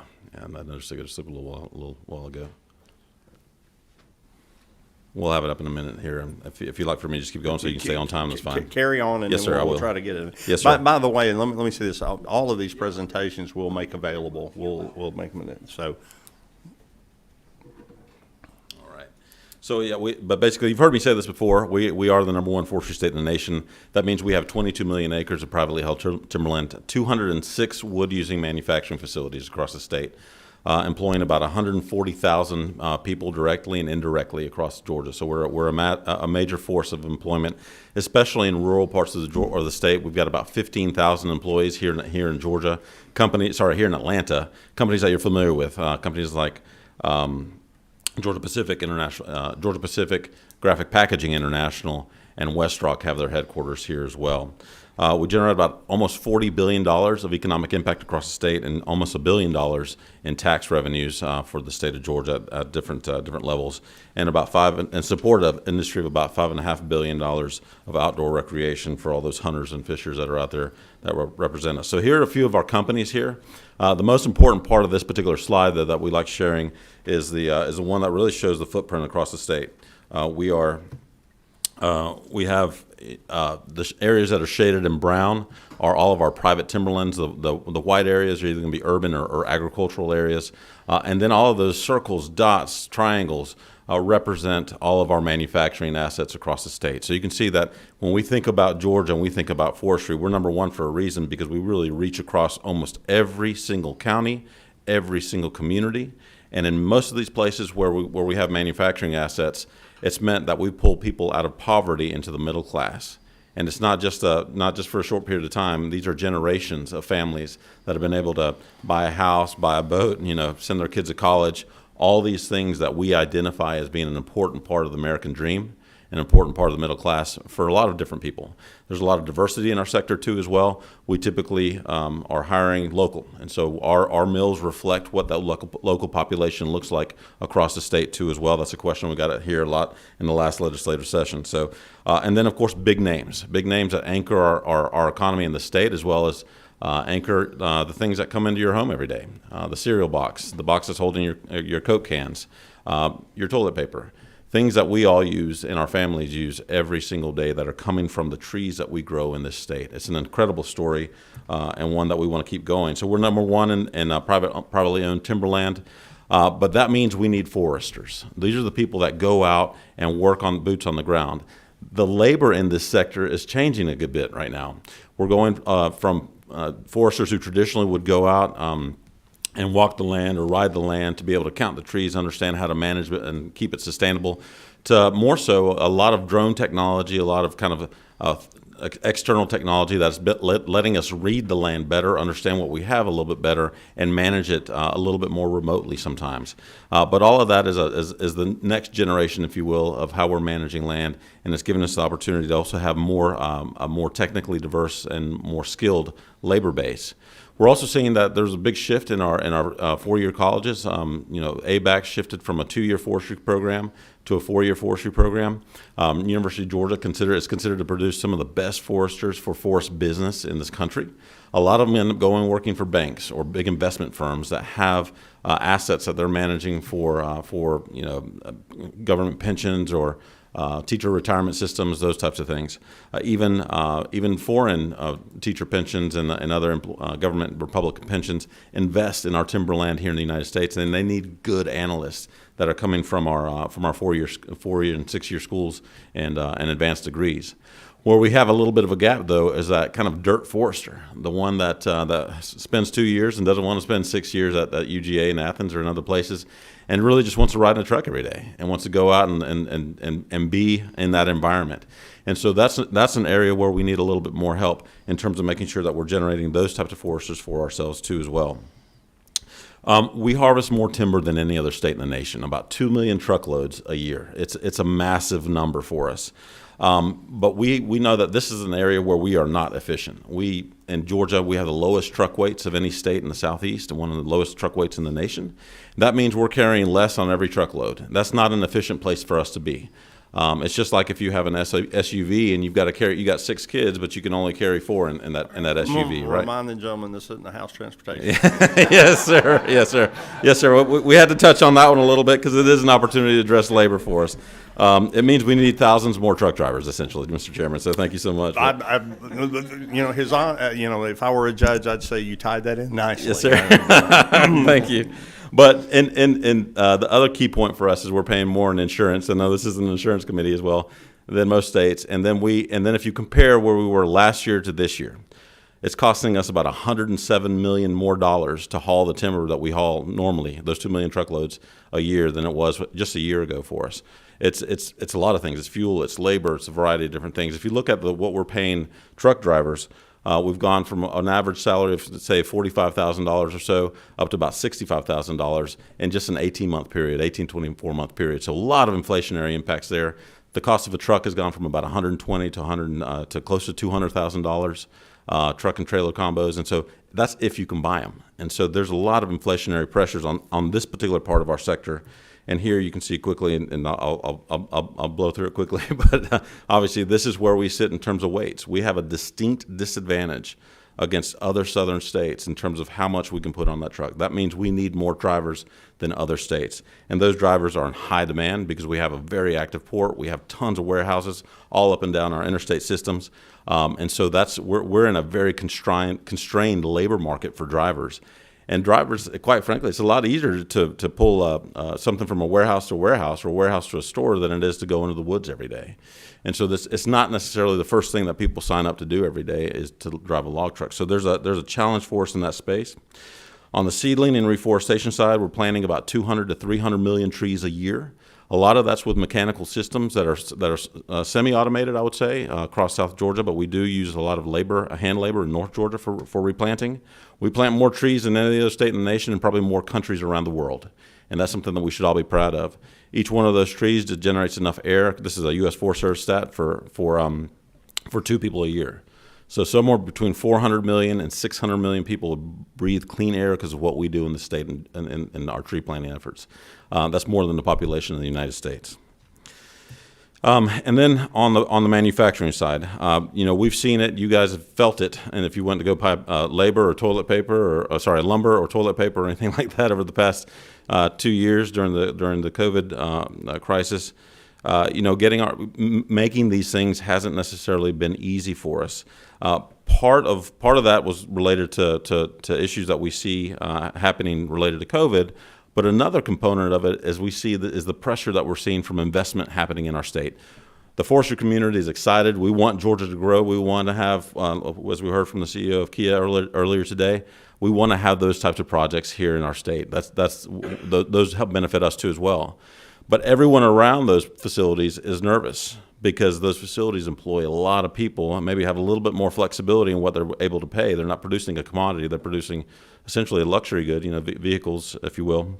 And so in many senses, that gets people nervous. Where are we going to find our employees 5 years from now, 10 years from now, when we've got other competition in that space? And so a lot of thought about how do we prepare for the future in this particular space is really where our folks are thinking. But we're number one in making things out of pine trees. But we also have 2 or 3 of the largest hardwood mills in our country producing Starbucks paper cups and pallets and a whole variety of other things that we're producing that we're good at here in the U.S. And lastly, we see our continued growth being really good for us. This state exports more forest products than any other state in the nation. About a quarter of the nation's forest products leave out of Savannah or Brunswick. That means that there's babies in China and Europe and South America that are their diapers are made out of the trees we grew and the things we manufactured in this state. It's an awesome position to be in. Savannah is the #1 export port for all goods in this country. A lot of it on the back of forest products. I think it's 3 out of the top 6 or 7 products that are exported are forest products. And so we want to continue that engine and keep it going for the port too as well. So as we think about where we're at in the forestry community, how do we sustain or grow that 140,000 jobs? Last time I spoke to this on behalf of the Georgia Chamber, we had the opportunity to speak to this committee as well. We said we wanted to do a workforce study. And so our foundation went out and actually started funding that study. We hired the Carroll Vincent Institute of Government at the University of Georgia. They've done a lot of work for that. Actually, our friends at the port suggested that we do that as well. And they're doing a 3-pronged study. One, looking at harvest and haul. They just recently have the preliminary data that you're going to see here in a few minutes. So letting us know how many loggers and how many truck drivers we need in this state now and in the future. The second one is looking at forestry. How many foresters do we need, boots on the ground, considering what's happening in technological changes and investment in the sector, even large tracts getting smaller as sales happen, and then also forest product manufacturing. And we asked them to answer these questions for us in 3 different ways. The results are still preliminary, so they're not completely polished, but I'll give you a glimpse of that here in a few minutes. But we wanted to know what are our demands, what's our demand for labor today, and what's it going to be in 5 years. So give us a glimpse of where we're going. And then the second question was, where is that demand? We may need a lot of truck drivers in Waycross, Georgia, and only a few in Rome. Or we may need a lot of loggers in Cuthbert, Georgia, and only a few down in Swainsboro. Those questions for us absolutely matter because we need to know, and we want to help you decide where resources need to be allocated to address our most pressing labor issues and the #1 forestry state in the nation. And so those are the questions. Where are the jobs? What's our need today? And what's our need in 5 years? We also haven't been sitting on our behinds on this one. We've been working really hard too as well. We've engaged with Georgia Public Broadcasting to do a lot of 4-H, FFA, and a lot of other groups to push that idea of careers. And to the chairman's point earlier, we focus very heavily on, what can you make in our industry? Our industry has changed a lot in the past 30 years, really. It's not your grandparents' sawmill or pulp mill. Quite frankly, we're extremely advanced. The way we manage land is off of a computer. It's off of GIS data. It's off of aerial LiDAR data or laser data that comes from satellites and planes. The way we manage our mills, hands don't typically touch a piece of lumber in our facilities unless there's an issue or unless it's a byproduct of some sort that needs some special attention. But, our industries are built to be safe, and that's getting people out of the process, not getting them in the line of fire. And so there's a big focus on that. I had a conversation with someone from one of our Fortune 100 companies here a few months ago in Atlanta, and they said, Andre, it's the reason you have a labor issue is because you just chew people, you bring them up, you chew them up, and then you spit them out. There's no wonder you can't find people to work, and that is so far from the truth. We are working hard to keep them safe. We want them to work for us for decades, and we need them to be able to come back just in the same condition they left the day before when they're working for us.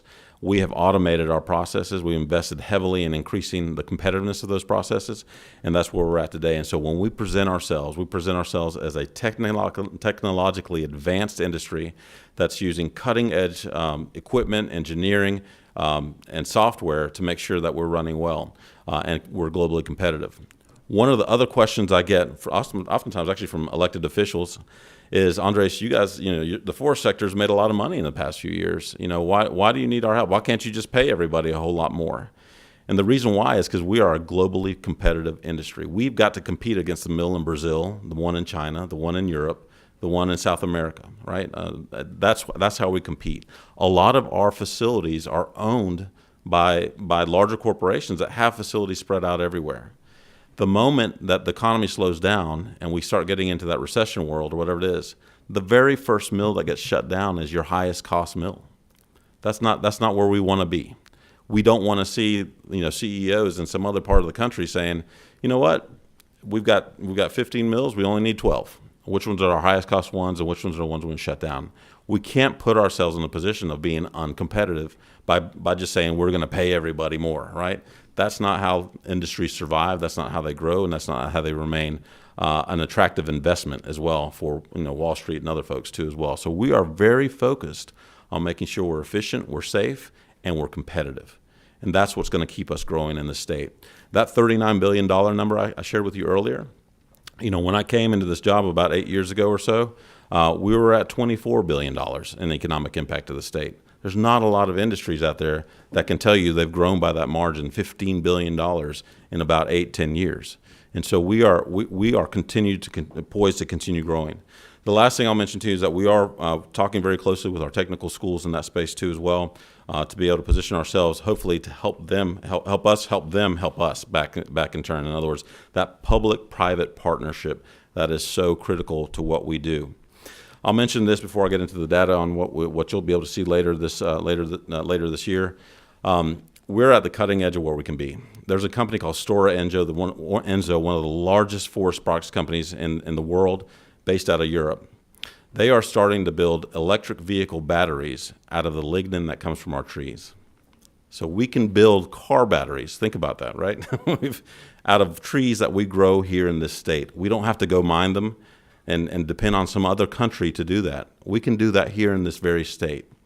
So we have got the potential to be a massive, if we're already massive, even bigger powerhouse for the type of economy and the type of jobs and the type of world we want to live in. And we can do that forever as long as we continue to foment these policies that allow us to grow a tree, harvest a tree, haul the tree, and turn it into something we all need. So with that, I'll just close out here. This is a glimpse of the work that Carl Vinson did for us. As I mentioned, our production of 48 million tons in 2022 is a kind of the growth of timber that we have. It's expected to be steady over the next 5 years. You can see here, this is a progression of productivity for loggers. You say, okay, Andres, this is a great example of how our industry has continued to evolve and become much, much more efficient. So it shows that productivity going from roughly 4 tons of timber an hour to about 6.5 tons of timber an hour. So a pretty steep jump there for us. We're starting to get to the point where there's not a lot more we can claw out of this, right? But we've gone from larger crews to smaller crews that are using best available technology to make sure that we're sustainable and productive. And you can see also we're trying to understand where we're at in terms of the age of our labor force. And you can see that the logging and trucking force in our state it tends to be a little bit older, a little bit on the skew older than other parts of our industries too as well, and an important force for us to understand. Why does that matter? Because it means that the quit rate will be higher too as well. People don't want to work forever. They do want to retire at some point in their lives, right?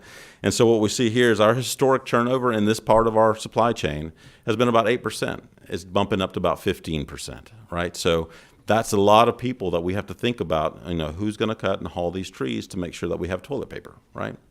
We can't let our mills run inefficiently. If they don't have enough wood, we end up in a position where, once again, they're not competitive next to their peers. So very important numbers for us there to think about. And then when we look 5 years out, how many of these kind of logger type positions that we need? These numbers are still preliminary. They might be a little bit low in our opinion. But when we think about the logger that then employs 4 or 5 or other folks out there, this gives you a sense of going from about 250 that we'd need now on an annual basis to about 520 or so on an annual basis. Pretty big jump for us, right? Are our technical schools, are our communities built to do this today? They're not. We've only got a couple of programs out there that are addressing this at a very local level. Our technical schools are willing and ready, but we've got to do more to advance and accelerate this. We know we've built programs that work.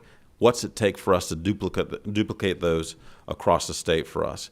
And so you'll see similar studies like this coming out at the end of this quarter, focused on forestry, and at the end of the year in the fourth quarter, focused on manufacturing, to help us understand how many thousands of people we need across our entire supply chain to remain competitive, and really just to remain in some regards too as well. So with that, we certainly appreciate the opportunity to present here to you today, and thank you for your time. I'm happy to answer any questions, Mr. Chairman. Thank you. Do we have any questions, gentlemen? Any questions? No. Yes, sir. Thank you, Anderson. I appreciate it, and I really do appreciate the value of our forestry industry in this state. It's great. Talking about workforce, and you covered it very, very well. Warnell School and forestry in Athens. Do you know what the number of students graduated from there, what the trend has been there, or other type forestry degrees at other institutions? What other institutions do a higher type education program for forestry? Yeah, I'd probably get the exact numbers not correct, so I don't want to quote those, but I'd say it's probably in the range of somewhere between 80 and 150 a year or so, if you lump in PhDs and master's students and things of that nature, with kind of a base salary starting at probably maybe $55,000, $60,000, and then ranging up to for PhDs, often much higher in the $100,000 range or so. But a lot of the master's students are coming in out at $70,000, $75,000, $80,000 a year, roughly. Thank you. Thank you, Mr. Chairman. Wow, I'm still digesting what you just said. How far out do you think the technology, just the one that you just kind of threw out there? So we're the number one producer of timber, pine trees in the country, and it seems like it's about a pretty good margin. And one of the things, and we just had the head knocker in the state of Georgia with Kia here, and EVs, and we've got a meeting tomorrow looking at charging and EVs, and I mean, is this something that some mad scientist in a laboratory come up and said, potentially, like the George Jetson, we'll all be traveling around in is this something that we feel pretty confident that in the near future, this is, rather than mining these materials in foreign lands, that perhaps the state of Georgia could be ground zero for. Absolutely, yes, sir. I'll give you two direct examples of that. Volvo recently signed a joint venture with Stora Enso, the company that has figured out how to make this, and they've figured out how to get the scale on it. So Volvo is putting their money into this today, and wow. So that's a done deal. It's public. They put it out probably about a month ago or so. The second one is, once again, we have these assets homegrown in this state. We've got 12 pulp and paper mills in and around Georgia that, and if you include everything outside the state that buys timber from us, probably more like 16.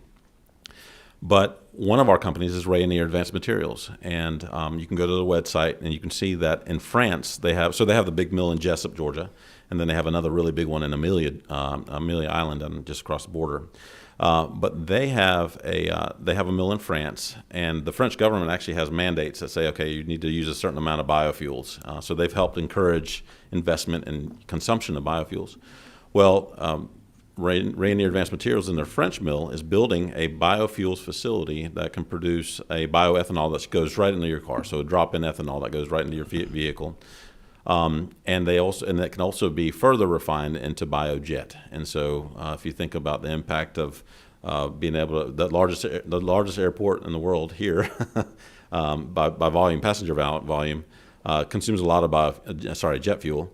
And then the number one forestry state producing a lot of trees. There's a tremendous potential for us as a state to not only power new vehicles and new technology like electric vehicles, but also traditional vehicles that we've got already through ethanol and biojet, hopefully in the future. So, and these are companies that already have assets here, already operate here, and want to grow, right? They want to continue being competitive and moving into this space. That company, Rayonier Advanced Materials, if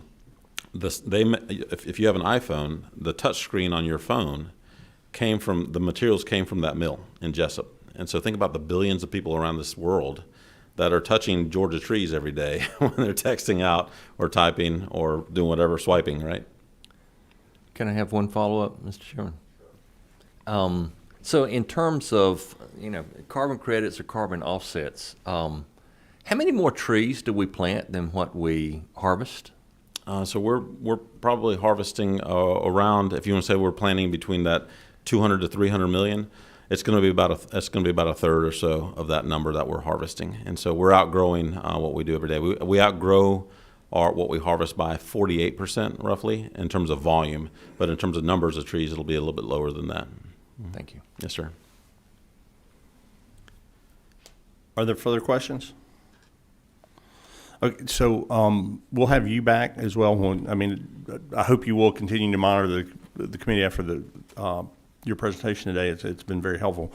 So one of the things I want to ask, relative to, when we get back when we start, here's what we're doing now, here's how we can match up, here's how we can do better. So I'm guessing the harvesting, kind of some of the stuff you see across social media now that they'll is these large devices that just kind of go up and they hug a tree and they cut it off and they turn it sideways and they roll it down there and rip all the limbs off. That's the technology you're moving toward. That's when you're talking about you're removing people off the ground that used to cut down the trees. And that's right. Unfortunately, as things happen, a tree would bump into somebody. You're trying to remove all that, but you need people to learn how to operate that device. Operate and fix. Fair enough. Yeah, obviously.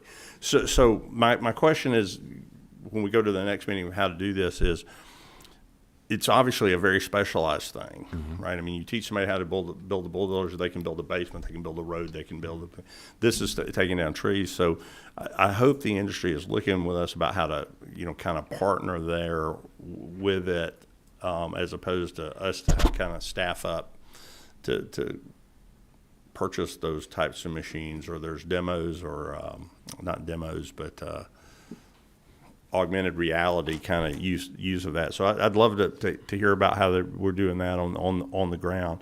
And then from a forestry situation, I'll go back to the recruitment deal. I mean, when I first got here and Dr. Adams was at the University of Georgia, one of the questions I asked him was, are we trying to make Georgia, the Harvard of the South? Or are we going to keep to our mission? We're the largest land grant institution east of the Mississippi, or we're going to teach people how to grow pine trees. I actually see it if you would go back and play a committee meeting. And so my question is to not write checks that President Moorhead has to cash over in Athens or the regents, but if we're slow in that funnel of producing those folks in that area, is that because there's lack of people going into the field or lack of faculty in the field to teach it? So I know you don't have those answers today, but as we move forward, would love to talk to you about that. Okay, thank you. Further questions for the gentleman?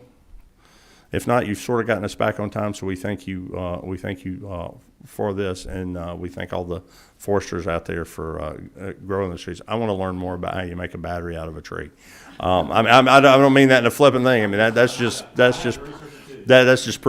pretty neat. So I'm going to do that. We're going to move on now with Textron Specialized Vehicles. Brandon Haddock, are you here, Brandon? Good morning. I'm Brandon Haddock. I'm the Director of Communications for Textron Specialized Vehicles in Augusta. And I really want to thank the committee for your hard work and everything you're doing to make sure that Georgia and companies like ours have educated, engaged, trained, and reliable workers that possess the skills and talents we need to support our customers and grow our business. And certainly want to thank you for the opportunity to be here today. To start, I want to tell you a little bit more about who we are. We trace our roots to the founding of the E-Z-Go Golf Car Company in Augusta in 1954, and we have been in Augusta ever since. Augusta is our hometown. We're very proud to call Augusta our home. But today we employ more than 2,000 people across the state of Georgia. We have about 1,700 employees in Augusta. We are Augusta-Richmond County's largest industrial employer. And we also have about 300 employees in Cartersville in a new plant that we just opened earlier this year. It's about 227,000 square feet, and it produces aviation ground support equipment, which I'll talk about a little bit more in a few minutes. Well, you know, when we talk about aviation ground support equipment, well, I'll start with Augusta. We manufacture E-Z-Go golf cars and Cushman utility vehicles in Augusta today. It is the only manufacturing site for E-Z-Go golf cars in the world. So we manufacture over 100,000 vehicles a year. Every E-Z-Go golf car that you see anywhere in the world, and we do ship and sell all over the world, is manufactured in Augusta. In Cartersville, we manufacture ground support equipment. All the things that when you're sitting at the gate of your airplane, looking out the window, you see running around the plane, getting it ready to go. Aircraft pushbacks, baggage and cargo tractors, air starts to get the jet engines running, de-icers even. We are proud to count among our customers almost all the world's major airlines and air freight companies, as well as all four branches of the U.S. Armed Forces and the militaries of many of our allies around the world. Again, almost all of the ground support equipment that we build and that we sell all over the world is built here in Georgia, in Cartersville. We do have a small facility in Sweden that makes a very specific line of de-icing equipment, but everything else we build and ship all over the world is built in Cartersville. And we actually do build de-icers in Cartersville as well. I know it may sound strange to build de-icing equipment in Georgia, but we do it, and it works very well. We've been very fortunate recently, I think, in that we have not faced some of the labor crunches, or quite the labor crunch that some of our fellow Georgia companies have faced. But we know as we look to the future that we are going to need a steady pipeline of talented workers across a number of fields and disciplines to support our business. In the manufacturing sector today, the most consistent challenge we face is finding and recruiting workers with specialized knowledge and skill sets. Welders, industrial paint technicians, machinists, fabricators, and specialists in advanced plastics and advanced materials and processes such as injection molding. We are not solely an assembler. We don't just buy components from all over the place and bring them to Augusta or Cartersville and bolt things together. We fabricate a significant percentage of the content in our vehicles. Raw bar stock comes into our facility every day, and we cut that, bend that, weld that, paint that, and turn that into a golf car on the back end. We build our own frames, our own brake drums, our own steering components, and many other parts and components of the vehicles that we build. And so we need those specialized skill sets and capabilities. We have traditionally enjoyed strong relationships with our technical colleges, both Augusta Technical College as well as Chattahoochee Technical College, and very much appreciate their efforts and their initiatives to train the workforce of the future and keep a steady pipeline of workers to feed manufacturers like us. We're very excited by the plans for a new advanced manufacturing and engineering technology facility at Augusta Tech, and certainly hope that comes to fruition and appreciate the efforts of the committee to support that endeavor. But I know that I'm talking to the Higher Education Committee, but I have to say that we have to do more at the K-12 level to introduce and engage our kids about careers in manufacturing. If we wait until they're a high school graduate, it's too late. We need to capture these kids earlier in the pipeline, expose them to careers in manufacturing, to what a career in manufacturing can mean from a career opportunity standpoint, from a personal growth standpoint, and get them engaged and involved and ready to work in a manufacturing career. And frankly, as I think all of you know, help to educate parents as well about the promise of a manufacturing career so that parents understand that there are viable and lucrative careers in manufacturing in our state.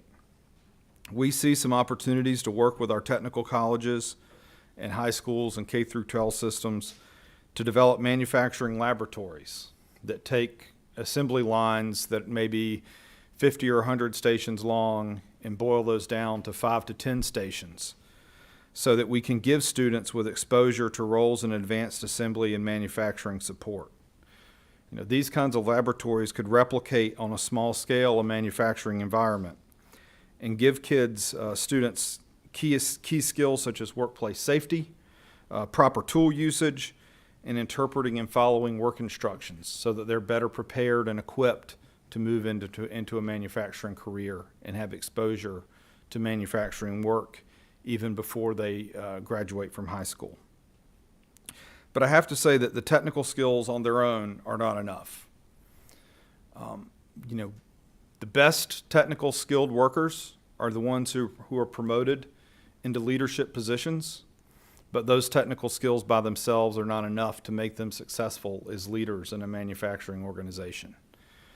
And we want our workers to have a viable career path forward and have opportunities to advance. We will certainly provide them with leadership training, but any exposure that we can give students in the so-called soft skills before they get to us, skills like how to conduct a performance evaluation, how to have a crucial conversation with an employee, how to show empathy for others, how to lead in a disciplined and cohesive workplace culture and manufacturing environment. Those are the skills that will give them runway to long and fruitful careers in manufacturing beyond just the entry-level position. So as we think about our curriculum and our curricula in the K through 12 system as well as the technical colleges and other institutions, you know, I want to make sure that we do think about skill sets beyond simply the technical skills needed to do the job. How do we train these students to be leaders in manufacturing environments, to be the kind of leaders that we need in our organization, and to have runway in their careers to advance and grow as they move forward. Now, we all know that technology is transforming everything we do, and certainly manufacturing is no different. We know that we're going to need more engineers and IT experts to help build, manage, and exploit the systems that we use to operate our factories and manage the digital supply chain.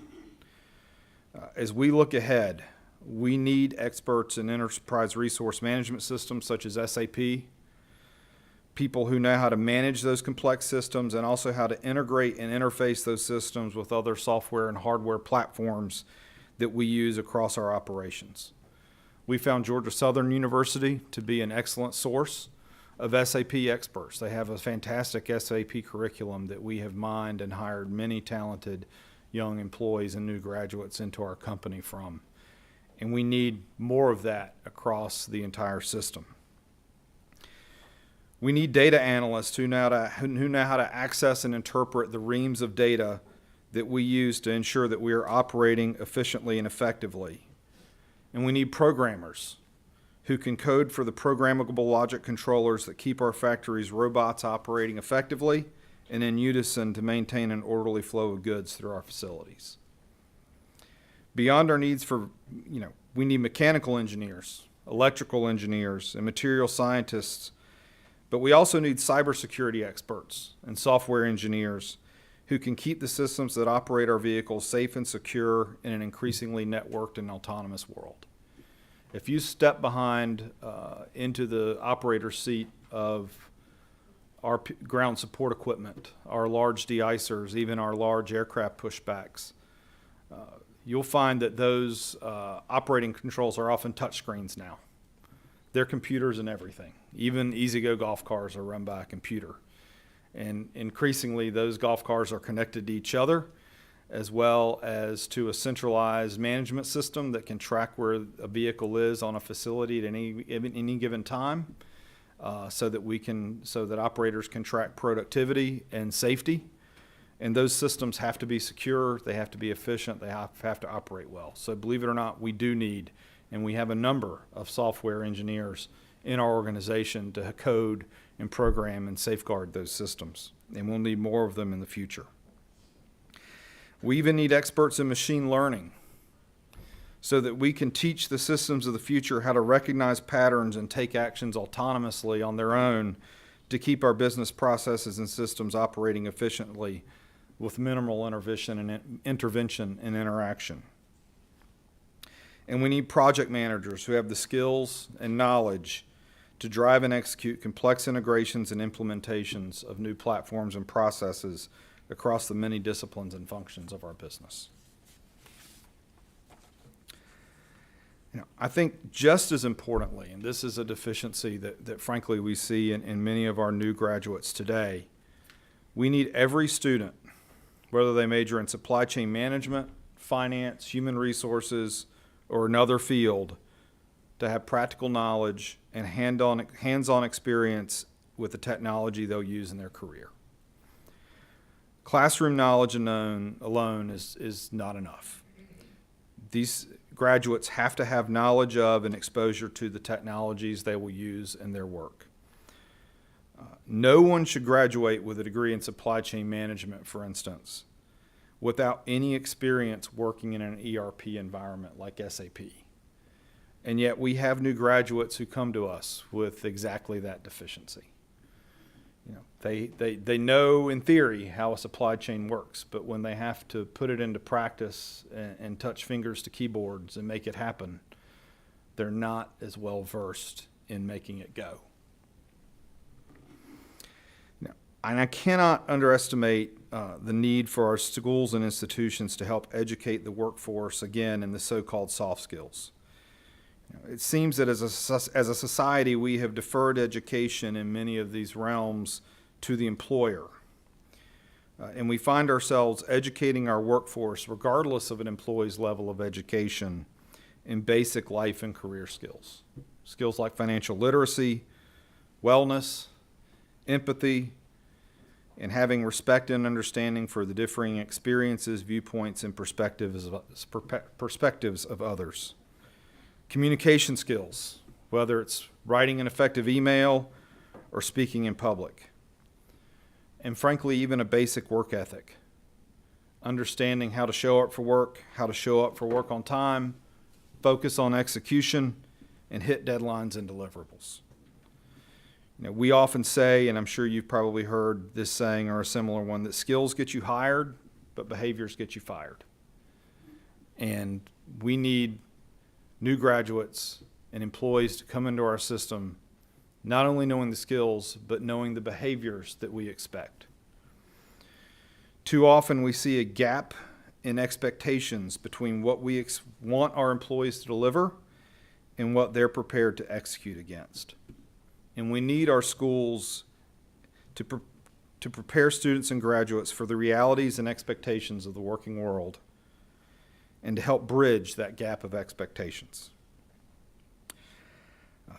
I've intentionally tried to keep my comments brief. I welcome any questions that you have, but I do want to thank you again for the opportunity to speak to you today, and thank you for all of your efforts to help build the state's workforce of the future.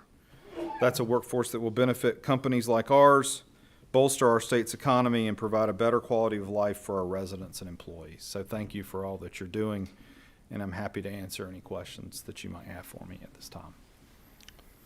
Committee have questions for the gentleman? I'm going to ask you one that you don't have to answer today. You can get back Sure. with me later. You mentioned in one particular, I think Georgia Southern, you said that had the SAP integration and to the manufacturing process. That's awesome. I know when I was getting out of school, when we had to walk uphill both. Yeah. You're talking about stone tablets and then so forth. I understand, but no, seriously, the company that I went to work with had particular universities. I mean, there were people from different places, but I mean, there were groups around the University of Georgia, and I hate to say this, the University of Florida, that where they kind of had graduates from there and they had worked out good.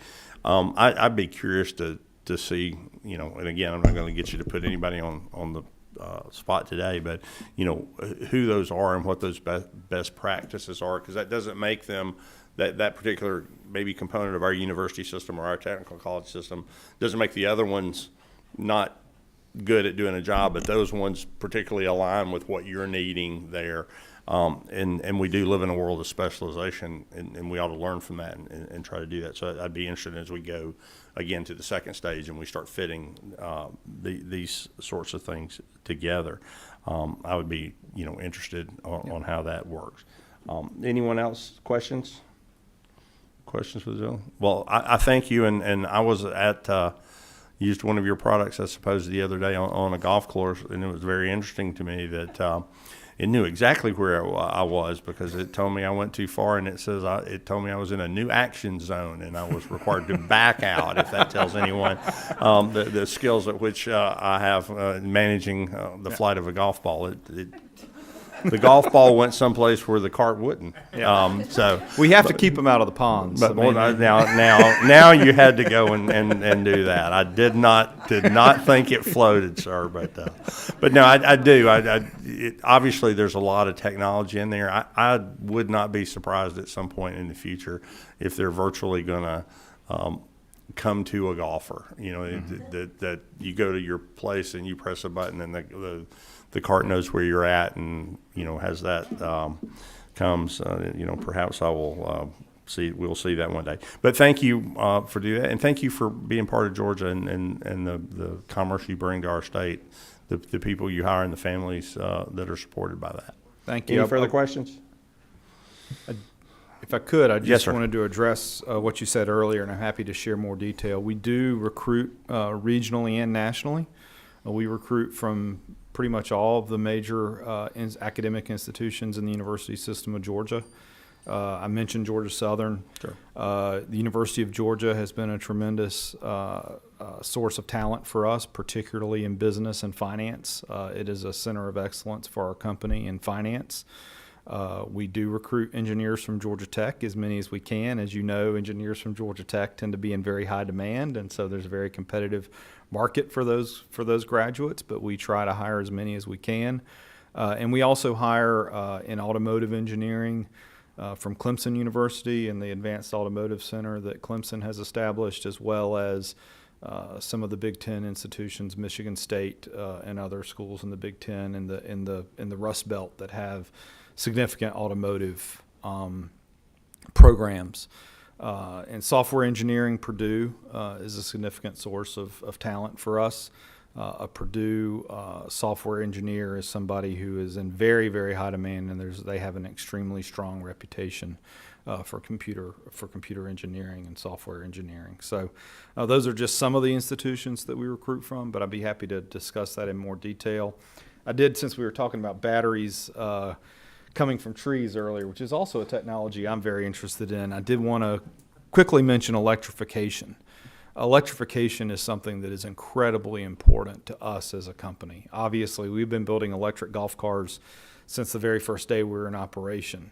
But we're not just electrifying golf cars today. In fact, one of our biggest focuses is electrifying ground support equipment.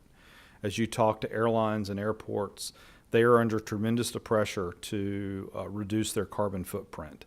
And so one of the opportunities they have is to electrify the equipment that they use to keep their operations running. So in fact, we just recently announced a partnership with General Motors and another company, Powertrain Control Solutions, to implement General Motors lithium battery technology and systems into our ground support equipment vehicles. And so as we look at that from an education need, and I know that's something you're looking at as well as a committee,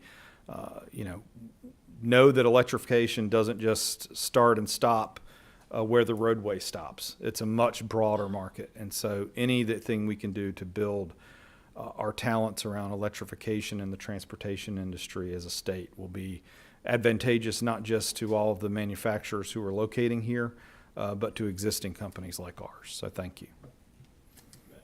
Thank you very much. We appreciate it. Thank you. We're going to move directly into this. This would be our final presenter before lunch. No pressure, Mr. Church. Brian Church is the CFO with Phoebe Putney Health System.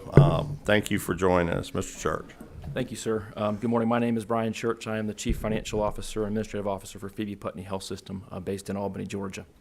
Mr. Scott Steiner, our CEO, was scheduled to be with you today. Unfortunately, Scott had a family emergency and had to be with his family this morning. I'll do my best to stand in for him, and I do, sir, know I'm between you and your lunch, and that is not a good place to be. Chairman Martin, the members of the Higher Education Workforce Development Subcommittee, thank you very much for the opportunity today to share with you the workforce challenges and opportunities that we're seeing in healthcare. Phoebe Putney Health System is a not-for-profit healthcare delivery system that serves a population of more than 800,000 residents in 42 counties throughout southwest Georgia. With more than 4,500 employees, the system includes 4 hospital campuses, family medicine clinics, rehabilitation facilities, and specialty physician offices. Phoebe Physicians, our employed physician group, includes over 300 employed clinicians who work in 43 clinics in 9 counties in South Georgia. Phoebe also recently invested about $1 million in 2 mobile wellness clinics to bring health care to underserved communities throughout southwest Georgia. Phoebe's facilities, advanced medical technologies and treatments, and highly qualified professionals have distinguished the system as a healthcare leader in South Georgia. Phoebe is a comprehensive teaching hospital as well for the entire southwest corner of Georgia. Since 1993, the Family Medicine Residency Program has graduated over 125 physicians in rural southwest Georgia. These residents spent 3 years in Albany treating patients and honing their skills. 72% of those physicians are still practicing in southwest Georgia. Phoebe is proud to support area colleges' healthcare programs by providing valuable hands-on education and research opportunities. Phoebe also partners with state medical and pharmacy schools, MCG and UGA School of Pharmacy, as on-site training facility, and offers convenient housing close to the hospital for those students. Through Phoebe's robust offerings, area college and high school students studying nursing, physical therapy, and other medical-related field experience real-world clinical training under the direction of a highly qualified education team at our newly constructed state-of-the-art Simulation and Innovation Center. Mr. Chairman, we have prepared a presentation. I'd like to review that with the committee. Thank you. Of course. Here we go. Look at that. Just hit enter, I guess. Yes. Sorry. All right. Yeah, I did the. Uh-oh. There we go. Perfect. Thank Yep, you so there. much. Just to recap and give you some highlights about our system in southwest Georgia in terms of the number of beds and the births and the number of people we're fortunate and blessed enough to take care of. Just to give you kind of a map geographically of where we're located in Dougherty County and the surrounding counties that we take care of. Many of the counties around Dougherty County had hospitals, 10, 15, 20, 30 years ago, rural critical access hospitals that for one reason or another have closed. So we find ourselves taking care of a greater and greater number of people. What I'm really here to talk to you about today is going to be probably no surprise with what we've all been through the last couple of years. COVID has had quite an impact. This slide really highlights for you what we're up against in healthcare in Georgia. In the country, it's estimated there's almost 1.1 million nursing vacancies today across hospitals. Specifically in Georgia, there's about 28,000 current 2-day openings that are posted in Atlanta and throughout Georgia for nurses. The projection that we have is about an 80,000 shortfall by 2030. At Phoebe, specifically in our system, we have 300 openings. We could hire 300 nurses tomorrow. I was interested about the conversation about trees turning pretty much into anything. If we could figure out how to turn trees into nurses, we got a beautiful Procter & Gamble plant down in Albany. We'll figure it out with those folks in the Marine base. But the cost has just become unbelievable for healthcare, and I'm sure you all are hearing it from your hospitals in your areas. We've seen a jump. So a traveler or a contract nurse pre-COVID was somebody that would come to a hospital for like a 13-week stint. They generally make about $65 an hour. The company that they work for would probably get about 30% of that, and the nurse would get the rest. These were traditionally, people that wanted to see the world. They wanted to, bounce around the country and travel. Generally, they didn't have kids. They were just enjoying their early 20s or early 30s. What we found now after COVID, it's become quite a cottage industry. Private equity has entered the market in terms of contract nursing, and we're seeing rates now as high as $190 to $200 an hour, specifically during the last surge. Many hospitals in Atlanta were paying that during the Delta and Omicron surge. Rates today are kind of fallen a little bit, but they're still at about $120 to $130 an hour. So all these vacancies in Georgia right now are being filled with contract labor from other states. So whether that be Florida, Alabama, South Carolina, we are not able to meet the need in our state for contract labor, and the financial impact that that's having on Phoebe and other health systems is pretty drastic. I stole a couple of Chris Clark's slides, so I'll have to apologize to him ahead of time. But I found this fascinating. A couple weeks ago, Chris had a big legislative lunch in Macon, and I had never seen this position this way before. But healthcare as an infrastructure item, I've historically always, known infrastructure in Georgia to be the wonderful ports we have in Savannah, the wonderful airport we have in Atlanta, the roads and highway system for our farmers. I never thought about healthcare as infrastructure, but Chris was very articulate that, new employers that want to come to Georgia want to make sure that their employees can be taken care of, and healthcare has become a key infrastructure item that new employers and those relocating or wanting to keep their businesses in Georgia are looking at. When you talk about the war for talent, the Georgia Chamber, this also was somewhat shocking to me, their projection for 2025, the number of healthcare jobs that we're going to need to add to the state. The Georgia Chamber is proud to tell you that there's going to be 1 million more people that are going to be coming to Georgia, and that's a wonderful thing. Predominance of those are going to be around the greater Atlanta area, but also in Savannah and a couple places in South Georgia. But we don't have enough people right now, and we're going to need 122,000 more to take care of the people that are coming and relocating to Georgia. I was shocked at how that dwarfs manufacturing, construction, and logistics. And some of the other projections in terms of where Georgia labor needs are going to be are also pretty shocking, but healthcare is definitely going to be up there in terms of our key needs. You all are very familiar with rural healthcare needs, and you all have also participated in many efforts for broadband access in rural healthcare, and I can tell you it's much better than it was 5 years ago.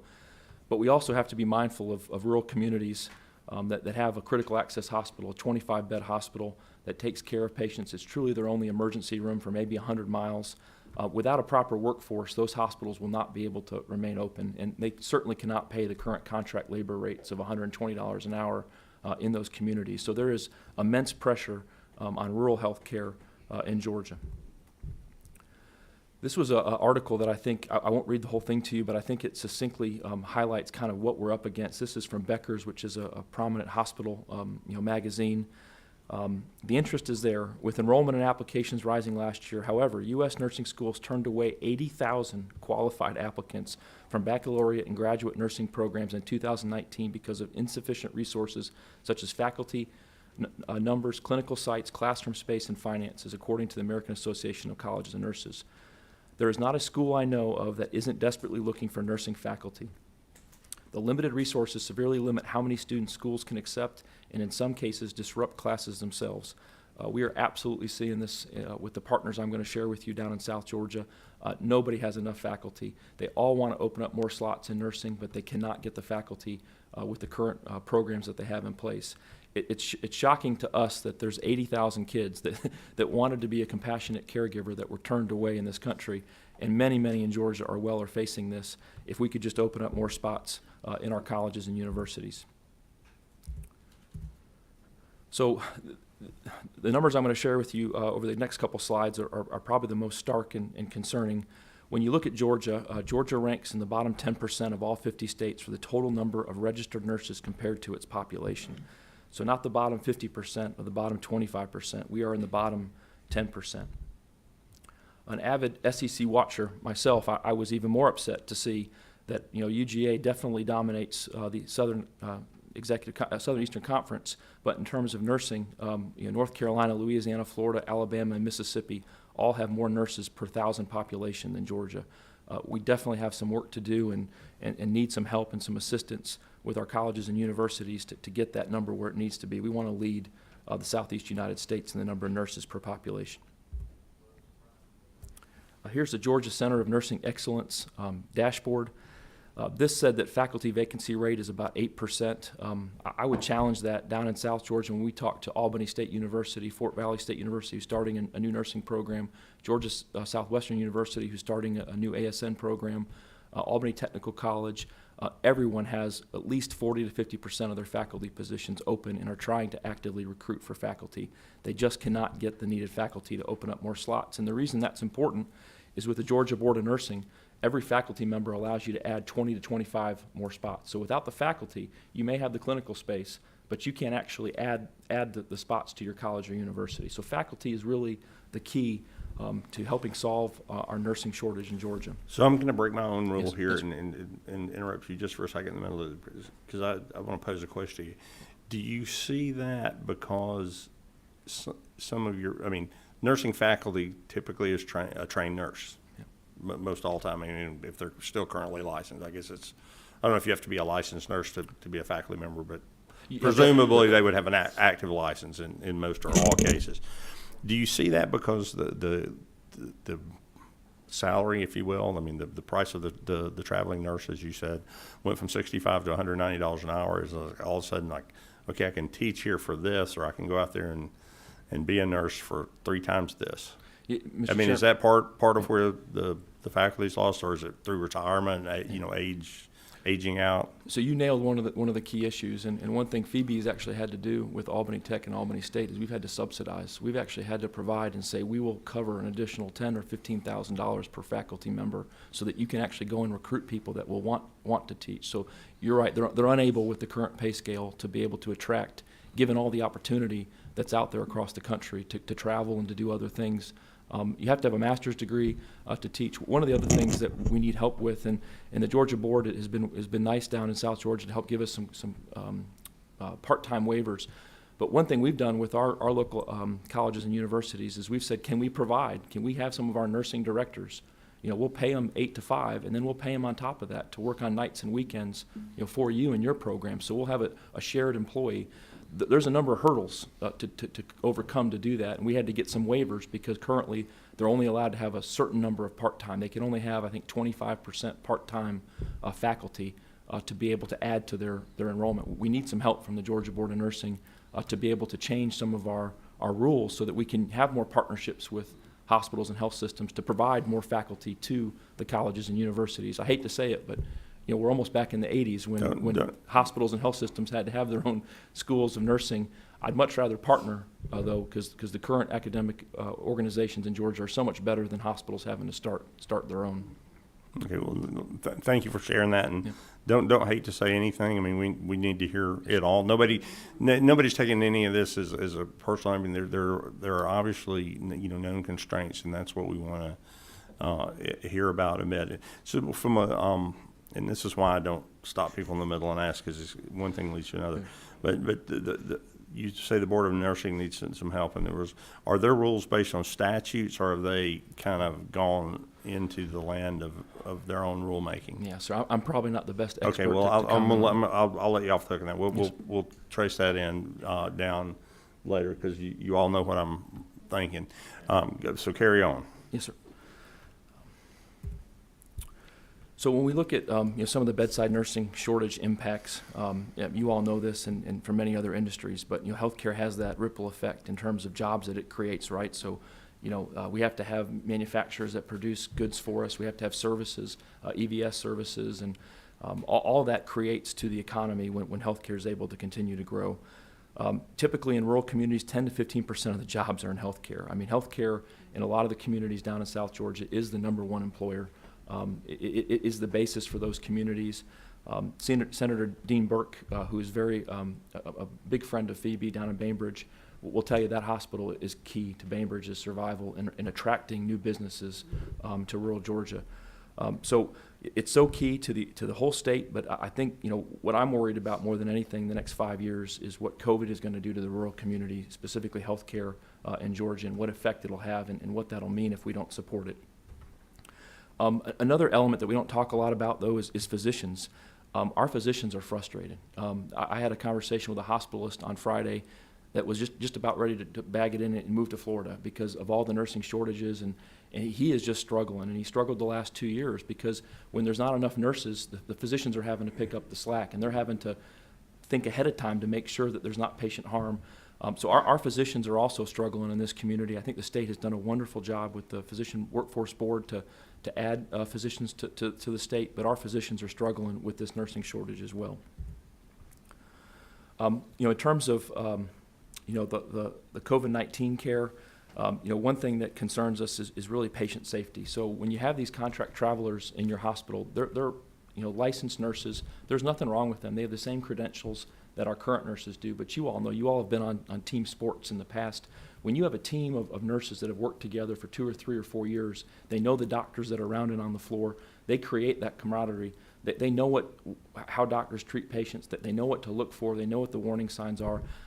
We think it makes us less safe in Georgia to not have a stable workforce that we're producing ourselves, that is in our hospitals taking care of our families, our mothers, brothers, sisters. I think it puts us at risk from patient safety if we don't solve this problem.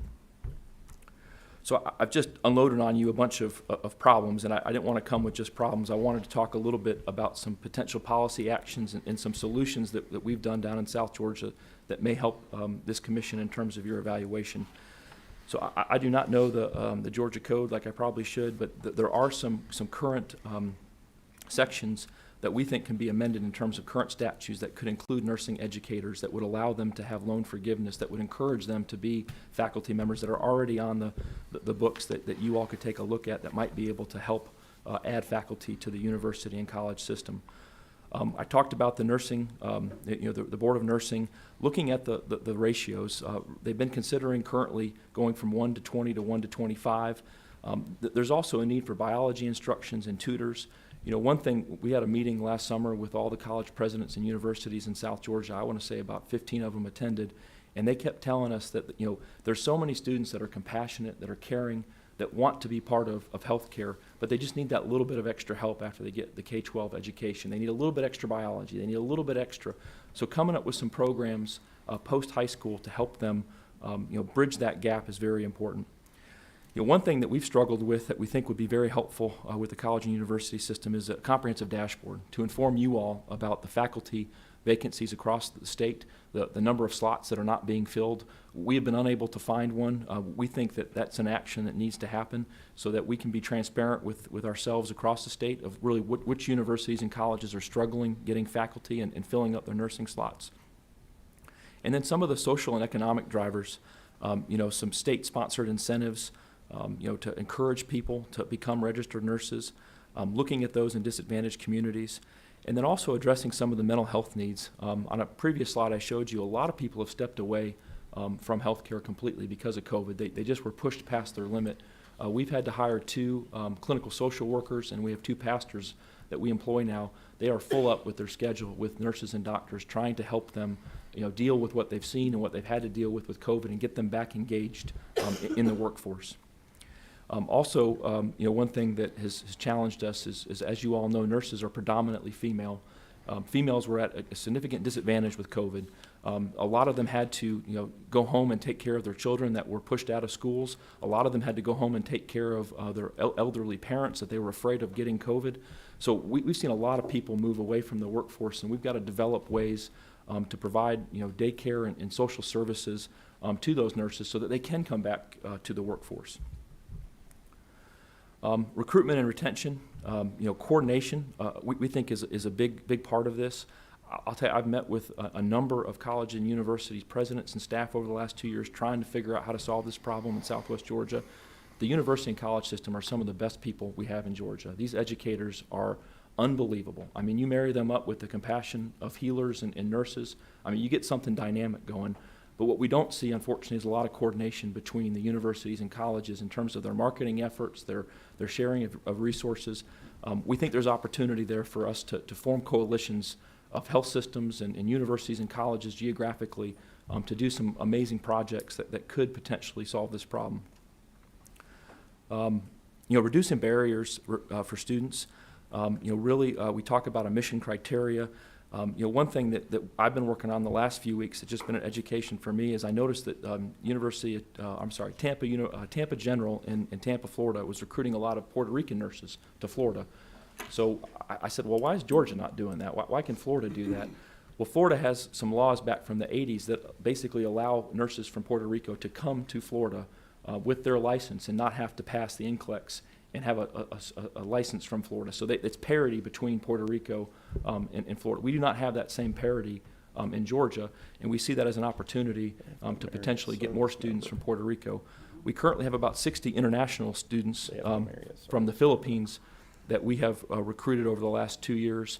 We worked with Senator Ossoff. He helped us tremendously to get some of the red tape removed from the embassies to try to get more students from the Philippines. But the Philippines is kind of tapped out right now. Every hospital in the country, the Philippines produces more nurses per year than they actually have hospitals. So they actually are a net exporter of nurses. But that market is so tapped that we're having to look at other markets outside of Georgia to try to bring people to Georgia. So some parity with what some of the laws are in Florida in terms of those other provinces of the United States would drastically help us. I'm gonna do it again. Yes, sir. Because I mean, you bring up something, and I want everybody to hear it. So what you're saying is we have a situation in Georgia where in Florida you could come from Puerto Rico to Florida. In Florida you can come from Puerto Rico to Florida, and your nursing degree that you received there is good, but it's not good in Georgia. No, sir. You have to pass. Are you familiar that we passed a few years ago that if you, and I believe nursing is one of the professions, help me out here, that if you moved into Georgia and you were married to a service person, you could immediately become a nurse. But we got pushback from the Board of Nursing, I believe, that if you move from that same state but you weren't married to a service member, it was unsafe for you to perform a nurse.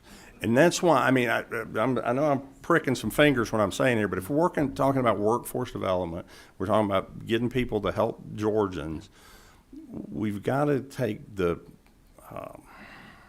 fence out from around it. That, you can't on the one hand say we don't have enough of these, and then you have the people that are doing it, trying to keep people from getting into business. Everybody wants people to have the education to do it correctly, but being, married to a service member does not necessarily make one a better caregiver. I mean, I'm going to assume that your education. So I just wanted to. Probably shouldn't have, because I'll prick somebody's fingers and we'll start getting a lot of pushback in this committee. But we have to realize that matters. I mean, if you have the education to do the job, you ought to be able to do the job. Well, and as health systems, Chairman, we have to work with the nursing board, and we have to say to them that we're open to longer orientations. Then for those, if they're concerned about the we'll have an extra 6 weeks of orientation before we assign that nurse a full patient load. We'll partner them up. We have to take some responsibility too to allow them to change those rules, and we're willing to do that and partner with them in the university system, because it's not just nurses, sir. Our general counsel talks a lot about her son that was deployed and came back and pretty much did everything as a field medic. He can do very little in our hospital, in our emergency room, and there's a bunch of people at the Marine base down in Albany that we think we could grab and bring over to healthcare, but right now there's no pathway for them to do that. So I talked a little bit about our partnerships. We will partner with anybody at this point in South Georgia that wants to create more nursing capacity. And we've had some very big successes. Fort Valley State University has never had a nursing program. Our board chair at Phoebe Sumter is a biology instructor there. He helped us come to the table and provide some financial resources for Fort Valley to start a nursing program. Georgia Southwestern I talked to you about earlier. We're helping them restart their ASM program that they shuttered a number of years ago. But all these institutions we have worked with. One of them specifically I want to talk about going back, maybe going forward, is the 4C Academy. So I've just unloaded a bunch of problems on you, but I also owe you a huge thank you, because we have an unbelievable college and career academy in Albany, Georgia. Unbelievable. The energy in that institution, the kids that come out of that college and career academy are ready for the workforce. We've taken it a step further. You gave us a tool. You gave us a foundation. We've built a Phoebe Health Career Pathway with the leadership of our what we call 4C, our College Career Academy in Albany. And we now have freshmen in high school that when they graduate, they will have their core nursing complete. The only thing they won't have is microbiology, but they'll also have a certified nursing assistant license. So they're coming out of high school now prepared to easily transition into the nursing field, or they can transition into lab or pharmacy or to be a doctor. But that was a gift that you all gave Southwest Georgia and a huge investment that you all made in us. And we've taken that and we've honored it and we've built upon it. And I'd love for you all sometime to come down and take a look at what we've done with the Health Career Pathway at 4C Academy. I think you'll be very, very impressed. Mr. Chairman, I think that's all my time, and I'm more than happy to entertain any questions that you may have, sir. You've got a couple of questions. I'm going to get to that, but I want to clarify my last statement because it's out there for the world to. I'm supportive of those nurses that come in that are married to service members. that just to be clear, I'm supportive of them having that ability. I'm also supportive of those that have the same education background to get that one day. And let me be further clear that I'm not sure that every version of nursing has that ability, because there are many to do that. So I don't want the Board of Nursing to come after me and say they did, because they are moving. They have a very high responsibility to make sure only qualified people get in the profession. So I just I want to be clear. I appreciate their work. I would like to see us move faster, and stronger. But just clarify the remarks, because the world we live in. Number 25, is that Chairman Perkle? Yes, sir. It is. Thank you, Mr. Chairman. And thank you for your presentation. Thank you for coming up. Driving that Atlanta traffic is not fun for a Southwest Georgia guy, is it? I was telling somebody, thank God I have my truck, because the potholes around here, you need a truck. You need a truck. I hit them pretty hard. Isn't that the truth? Yes, sir. I understand. It also makes you feel a little bit more powerful with all that traffic that we have. I don't know when about you that. bring a truck. The lanes are smaller here too. You got to be real careful. So a couple of points that you made that really struck home with me with the conversation I had in my district in South Georgia, dealing with travel nurses. So we do have a shortage of nurses. We have issues, and so that it compounds the problem. And you know this more than anyone in this room. So if a nurse is on a med-surg floor and she has 4 or 5 patients, she can look after the patients pretty well. But if they're not staffed up that night and she has 7, or he has 7 patients on a med-surg floor, you have potentially problems with safety profiles for the patient. Yes, sir. You mentioned physicians getting tired of that. Physicians don't. I'll go ahead and say it. It ain't the physician that is going to get put out in that. It's going to be the patient. And so, speaking as a father of a nurse and a son of a nurse, I will say that. So, when the travel nurses come in, I had actually a nurse told me this past weekend that she had some. She had some patient dealing. She had to become a patient of a hospital she did not work at that they chose not to participate in the travel nursing program. And so all of the nurses there were employed by the hospital and not with another affiliation. And she said, man, they were all so nice. They were all so pleasant. They loved working there. And so the dichotomy is in other facilities where they do have also shortages and they fill those needs with outside nurses. There is not that team effort. And so I think the point that the chairman made is absolutely the right one. We should do what we can to eliminate this pinch point. If we have 5,000, 10,000, 50,000, whatever it is, people that would like to be nurses and they have the qualification to get into a program, but because the pinch point, if we can isolate it, and apparently we have, and work on that pinch point, we have people that are waiting in the queue to get in. Yes, sir.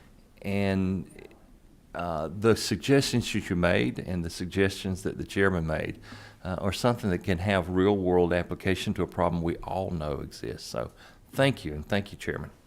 Representative Park. Thank you, Mr. Chairman. First, I just wanted to say thank you so much for all the service that Phoebe Putney has provided for your community amidst this global pandemic.